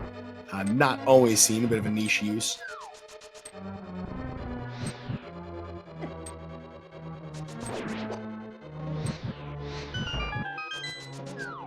Yeah, he's about to have a very fast armless fight with silver arrows.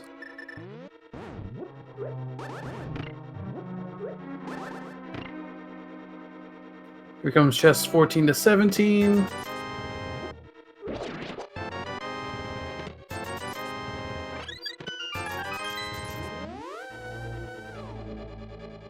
And no big key for Willard yet as Azder grabs his green pendant.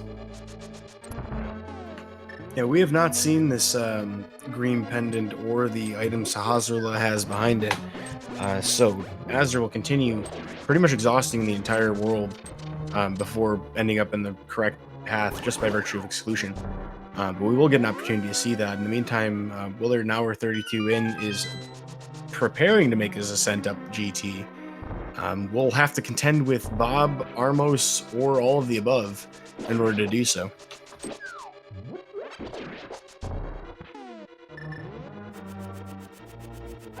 Nice pickup of magic, and I believe this is the Zora play for Azder.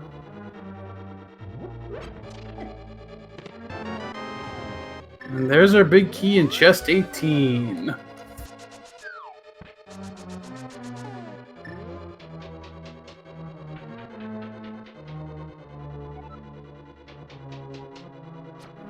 Well, this puts Azder about 2.5 dungeons behind Willard at this point, really giving Willard a very commanding position here in Game 1. I would estimate, based on Willard's play, that he is at about a 141-ish in this race, maybe 142. Azder, maybe an extra 7 or 8 minutes. All things considered, Turtle Rock can be done pretty quickly when you know you don't need to look for anything else, and Misery Mire has been pretty much completed. But it really goes to show you just how much one simple chain of items can really throw you entirely off. Zora being quite the problem for runners today, not just in this race, but in others as well.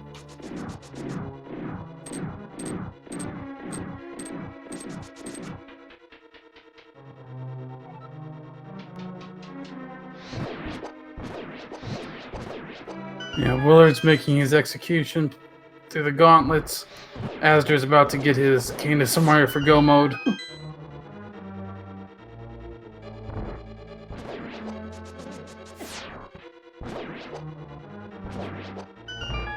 Well, Willard's absolutely tearing through the gauntlet right now. Gauntlet 4 up ahead with a nice dash and getting the nice slash on the Zazax. We'll have an opportunity to use Fire Rod to splash the Stalfos and get a nice fourth slash as well on his way over to Lamol. Is going to opt for actually Silver Arrow strats, which, despite the lag, is pretty consistent if you have a good lineup.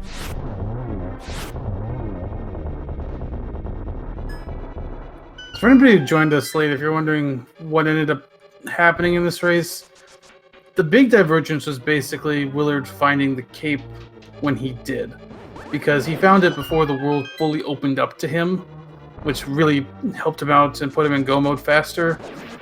Azder, basically the world opened for him, and the cape that he needed to get to the cane could have been anywhere at that point. Yeah, and barring that difference in where they found that specific one item, I mean, they were pretty much chasing after each other's tails for pretty much the entire race. Part of the reason I think this game 2 is going to be really exciting.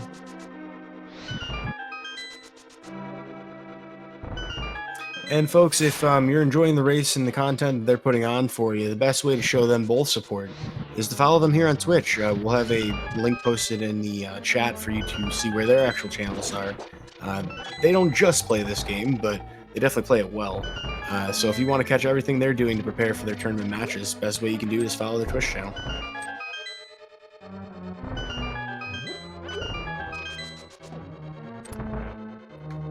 And of course, if you want to catch the rest of the tournament as well, all the speed gaming channels, 1 through 5, as well as a link to the past randomizer, ALTTP randomizer, all the way through channel 4.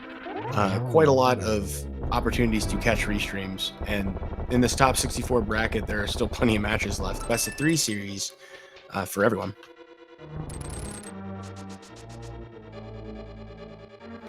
Well, that is Moldorm 2 down for Willard, definitely making better than the pace I predicted.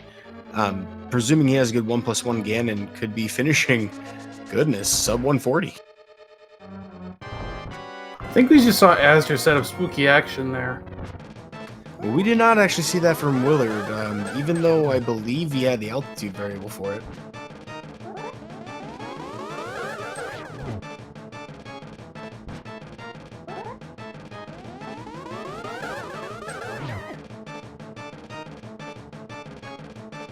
Interesting, both of them didn't do it. Ooh, Azder's doing the backup strat for it. He's voiding out a Cane of Samaria block. He needs to position himself correctly for the dash. Unfortunately, he came back into the dungeon, didn't need to hit the switch. But he still could do it if he... Oh, actually, I think the anti-fairy is going to be in the wrong position now.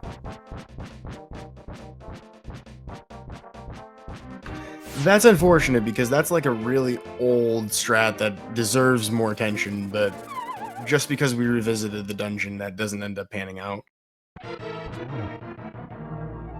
I will still be able to do the third room, though. Alright, well, here's Ganon for Willard, looking pretty comfortable to pull off the double spins to make a 1+1 fight here. Yeah, he's in very good shape. This is a pretty simple fight for him with Tempered and Silvers. Not much to worry about. He is a little low on health, but he's through the worst of the fight now. In the meantime, a really smooth zero cycle for Azder using the Silver Arrows. Will make his way on Turtle Rock shortly, but will not be enough to stop Willard from marching on to victory here. He has all but just a phase or two to work with.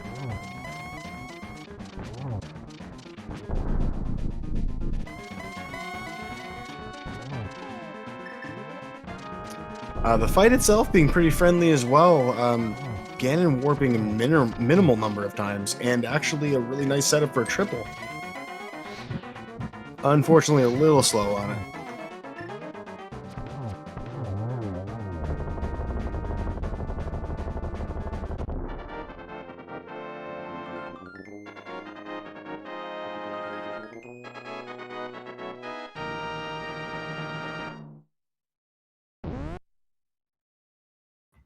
And we see everyone give their GGs in chat for Willard, who finishes with an official SRL time of 1 hour, 38 minutes, and 43 seconds.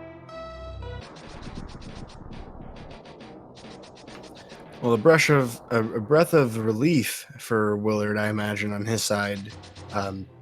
I don't think anybody looks at a race with azder and says, "Ooh, you know, this is in the books, in the bag." Willard probably feeling pretty comfortable after having game one. That's definitely a nice place to be to start your series.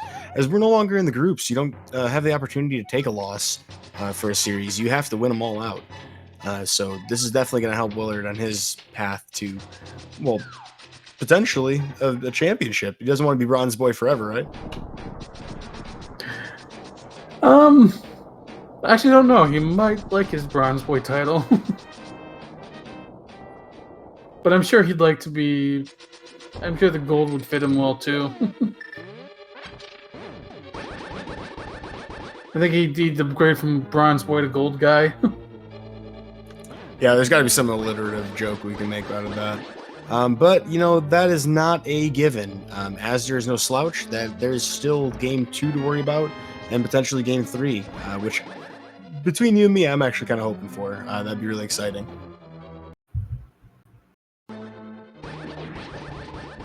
And we do have Willard joining us here in the commentator booth. GG. Guys, Welcome. I did it. I did the funny hover. Yay!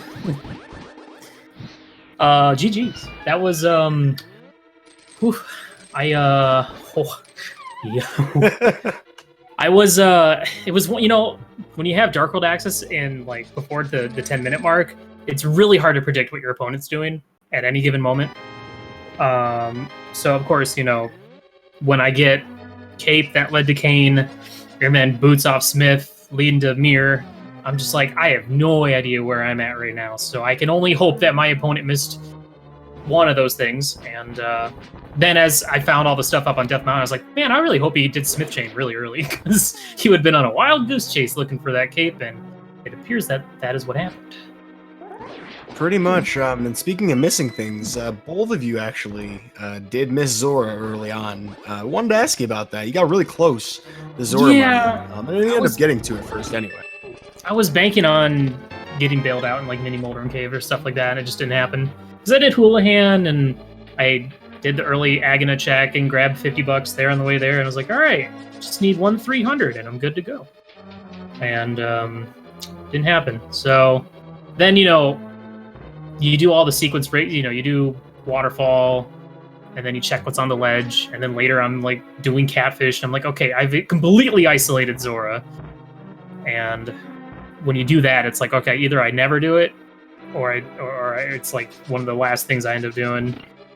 And I still preferred that over the Eastern Dip, and I'm very glad that it worked out. I find it a little funny that you say that it's hard to predict your opponent, because the two of you actually made a lot of very similar decisions, particularly for the first half of the race, almost in very strange ways, because as you mentioned, you have early Dark World access, a lot of things open to you. But both of you very consistently made a lot of the same dungeon choices. It was actually really wild to watch. The two of you were pretty close for a lot of the race. Nice. That's always good. It's always good, especially if you can keep together like through the majority of the race. But every now and then, you know, there's going to be that one decision that ends up flipping things, and suddenly the other player is finishing extremely ahead. But yeah, the ability to skip every pen and dungeon is, and yet still feel like I'm behind, it's a pretty funny situation to be in. So. I wanted to ask on behalf of chat. There was at least oh a few god, people please don't. Who were asking what was up with the 5th or maybe 6th attempt at hovering in Hookshot Cave. I did it once, so I figured I'd try it again. I don't know. I was already mentally prepared to hover Moldern 2, and I kind of, as I was going through Hera, I was like, you know, this would be a perfect place to put the hook shot, because it's one of those Mir leading the hook shot kind of dealies, you know, Bombos leading the Fire Rod, Nice Palace, blah, blah, blah. And I was both, like, disappointed, because I wanted the opportunity to try and hover Moldern 2, but equally parts excited that the hook shot was there. But I've only recently, like this past couple weeks, started to really figure it out and kind of get comfortable with it. And so I had to give it a shot, and who knows? The Fire Rod could have been there. It wasn't, but it could have. I think you missed one chest in in Hookshot Cave.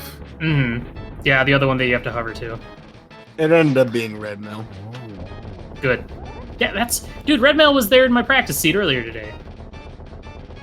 Red Mail sucks. I'm glad I missed it. Well, JP certainly called your reaction on that one. Oh, I heard it. But yeah, this seed was pretty wild. When you get those early Dark Worlds, it's like, what do I do? And I'm really glad I put off checking Shovel before doing until after I did Escape, because of course finding a sword and finding a bow was a good find. Because if I had found the mitts, I probably would have, I don't know, gone into Ice Palace earlier or something. I still would end up going to Eastern or Escape eventually, but I'm glad that worked out. Now, the notice as you're going through the sea, it seemed like you were checking some. You were going out of your way a little more to check some spots that don't get checked as much. Is that just part of your strategy going into this one? With Kakariko being so barren, I just had a hunch that maybe like Agana would have something, and then the Pyramid Catfish check, which I did, was one of those like, okay, T-Rock's a Pyramid Fairy Crystal, so I'm never checking this until. I'm never doing Pyramid Fairy until very late, unless somehow I end up doing T-Rock soon. So I just wanted to kind of knock those out of the way. Of course, it would have been a lot better not checking those since they led to nothing, or checking them later when I got the boots or the flute. But it's one of those things whenever I play this game is that I just kind of go with my gut feeling, and my gut was telling me to check these one-offs, and I'm glad I checked Zora and I didn't isolate that. That one did pay off. That was the only one. Everyone else was bad, but that one was good. And even though it was a late decision for both of you, it was just significantly later for Azder, and for reasons obviously, like when you rewatch it, you'll see exactly why. We were talking about it to chat that there's not a bad decision to make, it's just the right and the wrong one. And both of you guys made really sound decisions logically anyway, with the information that you had. For example, Willard, you actually found out about that Canis Samaria quite a bit later than Azder did. You just simply had the cape soon enough to do something about it. Yeah. Because I put off Skull Woods, and if you don't check Skull Woods until late, you're not going to see what's over there. So then once I got the cape, I was like, well, I guess now is a great time to go check that, and then check Skull Woods, and then do Smith Chain. Just do a straight line, straight down. And Skull Woods had nothing, and then, well, you guys saw. The hard part was, of course, I was so ready to. As soon as I got boots, I was like, boom, we're going to Mire. And then I realized I don't have a fire source. I don't want to do this in case I can't do it, in case Vicky's on the left, which wasn't the case. So I would have been fine had I done that. And then, so I checked King's Tomb and find the mirror, and then I started to, worry, because now I'm thinking about Desert, which I have access to, and then I'm thinking about Swamp, which I have access to, and those just look terrible. So I'm glad I made the decisions that I did. The only thing that I was bummed out about, really, was not getting to Harapot. What, no That's a love bummer. for the action glitch? I don't know how to do that yet. I haven't spent the time to learn that. I'm too busy learning how to hover. Priorities, man. Though, I mean, statistically speaking, you're more likely to win over something like that than just the 10-second time save in Mire Basement. Yeah. I mean, obviously, when I get back to NMG, I'll pick it up. But for now, it's not a high priority. Well, I think Imosaru out there will forgive you as long as you remember to flute before you enter Ice Palace. Flute before you. Oh, just so you can get the the 4 frames. On the first freezer? Okay. Yep. Okay. You gotta All love right. the obscure tag. I'll make sure to do that. I'm gonna try doing that, and then I guess if you flute over there and then you flute right as you're about to go through the portal, then you're not gonna get accidentally picked up. So that makes sense. Yeah, the key being just don't let the bird spawn. I mean, I'm a hypocrite. I don't do it, so there's that. But yeah, overall, I'm happy, always happy to take game 1, because now you know, that kind of plays into how I'm gonna perform tomorrow. Like if I want to be a little bit more risky or play a little bit safer, and hope that my safe. Yeah, I feel like I played very risky this seed. I kind of did a lot of weird stuff. But yeah, it's gonna be interesting. I have no idea what he's gonna pick for tomorrow. But yeah, we're gonna be doing it again tomorrow, same time, and I hope I win, because then I can go to AGDQ and not have to think about Link to the Past for a little bit. What, you're trying to say you're not going to play Link to the Past at GDQ? Nope. I'm gonna play Smash Bros. I mean, if there's like a big Link to the Past race or something, there's always one mind. There's always like a one mind or a 2-player, 1 controller shenanigans going on.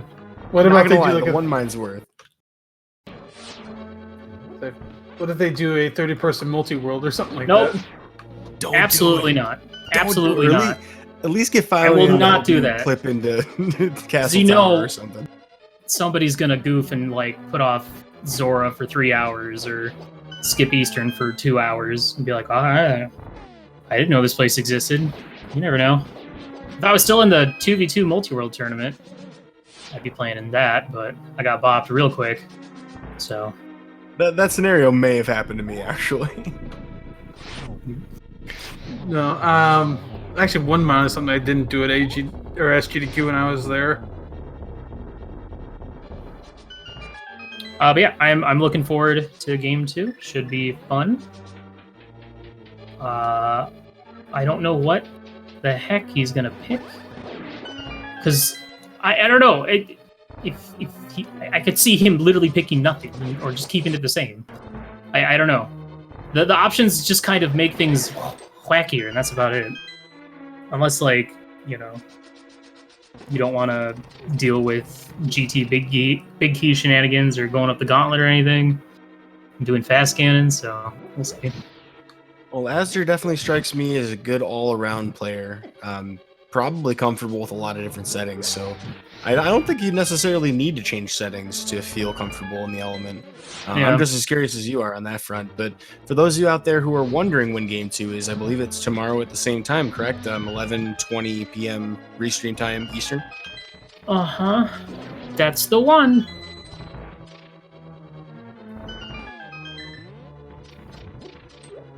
Yeah, I'm not gonna lie, when I saw the bracket like forming and the remaining group stages finishing up, of all the people that I was like potentially going to get matched up to, he was one of the ones I didn't want, because I know what he's capable of. I know how good he is at this game, and I was like, man, that's a tough draw. But at the same time, it's top 64, and pretty much anyone in top 64 has a good chance of going deep, except Solsky. I haven't counted him out yet. I mean, there might be like exactly 2 brackets, and I might have one of them where he beats Gem, but I really wanted that upset. Not to say anything against Gem either. I mean, that's not fair to him. He's definitely a high contender, a high quality contender. SG Live runner-up, actually. So, yeah, as you mentioned, the bracket's packed. The quality of the pack has just improved so much over the last year and a half, 2 years. It's kind of astonishing. It's kind of great too, because like I was looking at all the stats from the group stages and just how the trends were with, like, you know, the majority of the 1 seeds actually getting first, and the majority of the 4 seeds getting like last in their group. And when you have that kind of trend, that's you know, you can actually, the qualifiers worked, everything worked. It worked out great, and it's really cool to see that. And yeah, you're true. You are true in your statement about the skill ceiling's kind of, it's getting up there. So it's been fun to watch. It's been fun to watch this tournament and the groups and seeing all the people duking it out. And honestly, like I don't even know who's gonna take this tourney. It's gonna be tough. Well, hey, there's still a chance for either of you to do so, and so I hope everybody in chat's keeping their eyes peeled for the remaining matches of this series and the rest of the tournament. Speaking of finishing things up, azder is actually on his Ganon fight. We'll be having a tempered Ganon, and it should be pretty straightforward now that he's in phase 2. with ideal RNG. Hopefully we'll get a chance to have him in here for an interview afterwards. I'm sure he has a lot of thoughts about the seed. I do see him in chat, so he is around.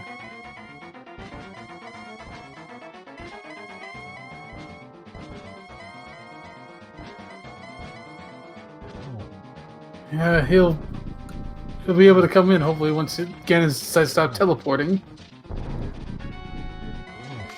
I don't know why, but it feels to me like there weren't this many warps in your fight, Willard.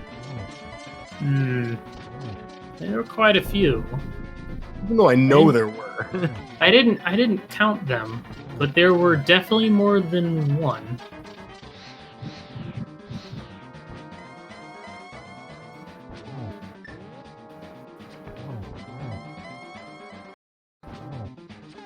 Alright, well, Silver's making short work of this, not worrying about any sort of torch glitches we hardly don't need it with or hardly need it with the half magic and Silver's at our disposal.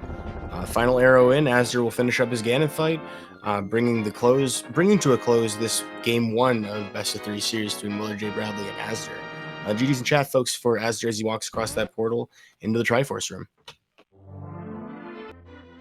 Official time of 1 hour, 55 minutes, and 23 seconds.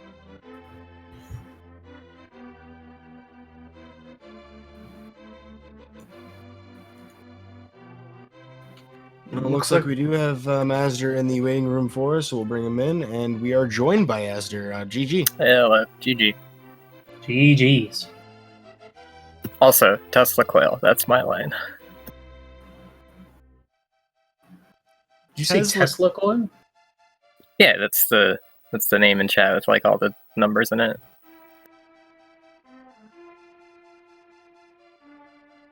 I have no idea what he's talking about. Oh, there is actually a person with that name. It's just not easy to read until you know that's what you're looking for. Alright, anyways. How you feeling? I watched a race earlier where Zora screwed somebody and then I let it happen to me. So cool game. Ended up being Electric Boogaloo 2 for both of you, dude. Listen, if I had just found some dollars along the way, I would have had that cape at the minute mark. Yeah, we'll go with that. I don't think you can even get there in a minute. Listen, JP, I'm just nod your head and say, okay, Willard, whatever you say. Okay, Willard, whatever you say. There you go.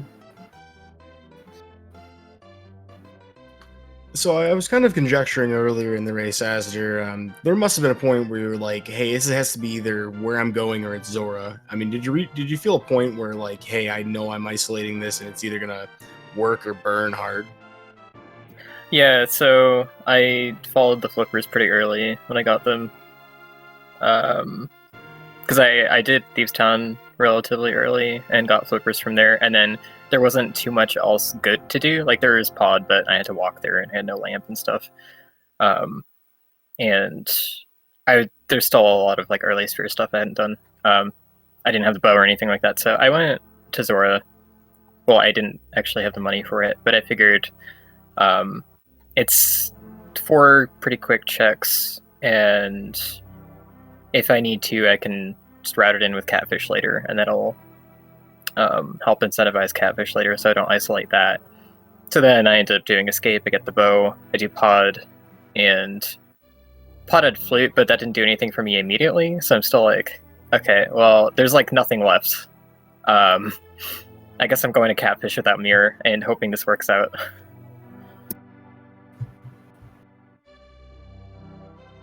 And then, like, even then, I was thinking, okay, well, I have Flute. It wouldn't be too bad to get back to Zora for, like, a 3rd trip. But then I actually started getting good items, so that was kind of ripped. Yeah, we noted one thing in the seed was basically just how the items fell. Just Willard finding the cape before the world opened to him, which really probably ended up helping him out in the end. Because if he had, say, found that mirror and boots a little earlier, it could have easily been the exact same result. What Actually, what time? At what point did Azder check or get his boots and then mirror? Like, how far into the run was that? I think he got his boots about 50 minutes. Woo. yeah, about that. Okay, that's still relatively late. So, Well, dovetailing off the previous point, Azure, I mean, obviously, like the fire rod, lamp, everything combo in Paradox Cave certainly led you back to Hera. But what other options were you kind of considering at that point? Because that was like every fire source that was better weapon out of silvers. There was a lot of stuff right there. I wasn't expecting so much at once, so I was at a bit of a loss of what to do. I kind of forgot. So I was thinking, like, main thing is Skullwoods for that one item that's there, but that's not a lot. I've already done ice, but I've still got all these mirror checks and stuff, and Swamp still looked fairly good to me. Oh, and Desert. So when I got the book, I pulled the book out of Hookshot Cave. I was debating not even doing Dark Death Mountain, because I was like, well, I can do 3 checks here. I still need Cape. Cape's probably somewhere else, and it's sort of an extra trip up Dark at least. But then I'm like, no, let's do it. I don't have Hookshot. It's hard to get back here. So I do Hookshot Cave. I do the 1 check in there, and it's book. And I'm like, okay, let's do Ether Tablet. I go and do Ether Tablet, and that's nothing. But I forget that I haven't done Hera yet, and I leave even though I'm right in front of it, and my fire source just unlocked it. So I felt dumb about that later. So when I got the hookshot there, I was a bit worried about that. But yeah, like when I got fire rod and lamp and stuff, that didn't really open up too much to me by itself. It was mostly like still mirror checks that was on the table, I think. I believe Ether Tablet did have powder, but powder did lead to nothing, so... I think it reminded Yuta about one thing he wanted to ask about. That was your potion strategy? Yeah, red potions. Why specifically red? It just worked out that way. So, I had half magic when I bought my first one. And I was like, I barely had Zora money. And I still wasn't sure if I was going to get back to Zora in the near future. Like maybe I find Mirror and Ice, and then I mirror out right there, and I do Zora then. And I'm like, okay, well, I have more of a chance of actually getting back to 500 rupees if I buy a red potion rather than a blue. And I have half magic, and I don't have Fire Rod and Ice, so I'm really not going to need the magic refill from it. So that's why I bought that red. And then the second red I bought was because I knew Berna was in Logic since the beginning. I never picked it up from Race Game, so I was still thinking about Spike Cave. That makes sense. I was just thinking you were a really thrifty guy. I sort of was this, like, I was literally thinking of, what was it, Ace Zero's race, where he couldn't do Zora because he bought a potion, and I was just like, I really don't need the blue.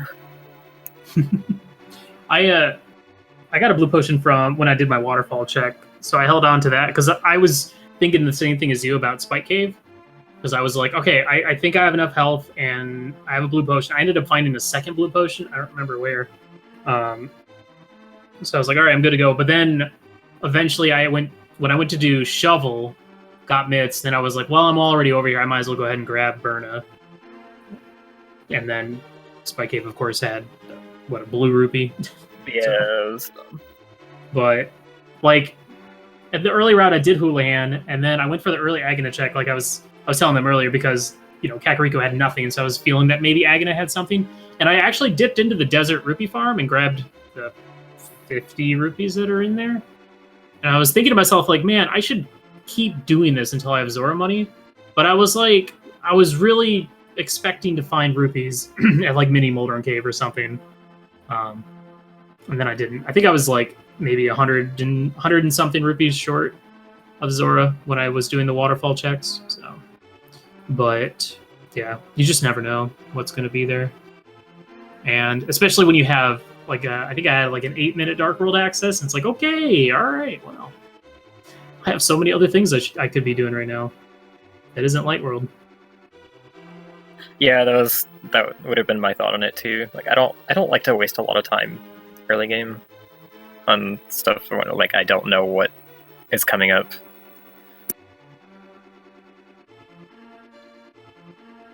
So you guys have game 2 planned for tomorrow. Azder, have you decided what your change is going to be? I'm gonna have to think about it honestly. I'm not sure.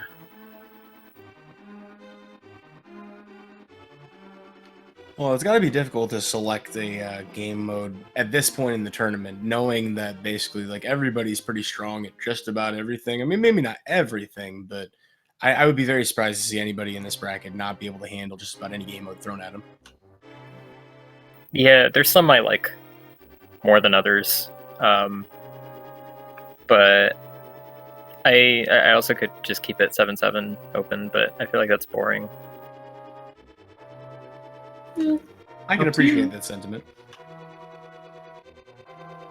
Well, I look forward to racing you again tomorrow night, whatever you decide it's going to be. I would kind of like to know soonish so I can actually like practice it tomorrow earlier in the day.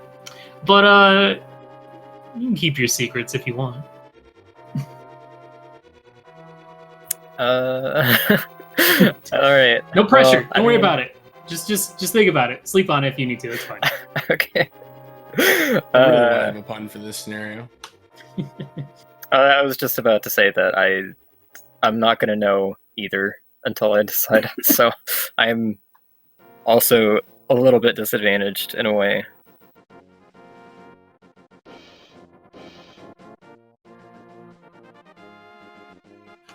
Well, folks, if you're looking to catch game 2 tomorrow, that is 11:20 p.m. Eastern Standard Time. Channel to be determined if we were able to restream. If not, obviously both these two will be racing. So, best way to show support for them and guarantee you'll catch their race.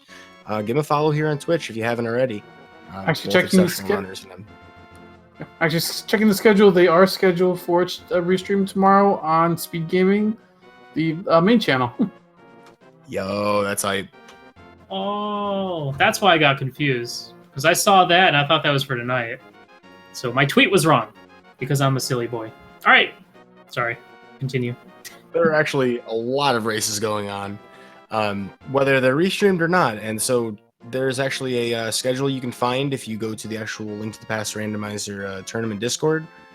So for those of you trying to catch every single race, probably a lot of you are the same folks who tried to catch all of the 512-person Swiss last year. Heaven forbid. But at least this is a little more approachable now. And of course, if you want to see the actual challenge itself, it's also linked there. There are bracket predictions out there, plenty of things going on, shenanigans, lots going on with this tournament. So if this is your first time seeing a Link to the Past Randomizer, I'm surprised, but you definitely picked the right runners to watch. Folks, we should probably close it out of this. I'm sure our trackers are probably like half asleep by now. Big shout outs and thanks to White Wolfos as well for tracking today. Any final words you'd like to share with the crowd, starting with you, Azder? Well, glad to see it is over. It certainly pulled some capers. Oh. Yes. Red mail sucks. That's all I gotta say. That's the same color as the cape. Goodbye. Azder wins the moral victory for me today.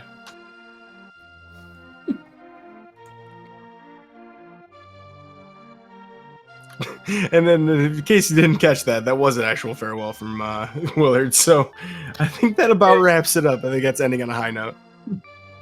You don't get to hear the disconnect from our Discord call, so yeah, you probably missed that. You probably missed his Discord drop there.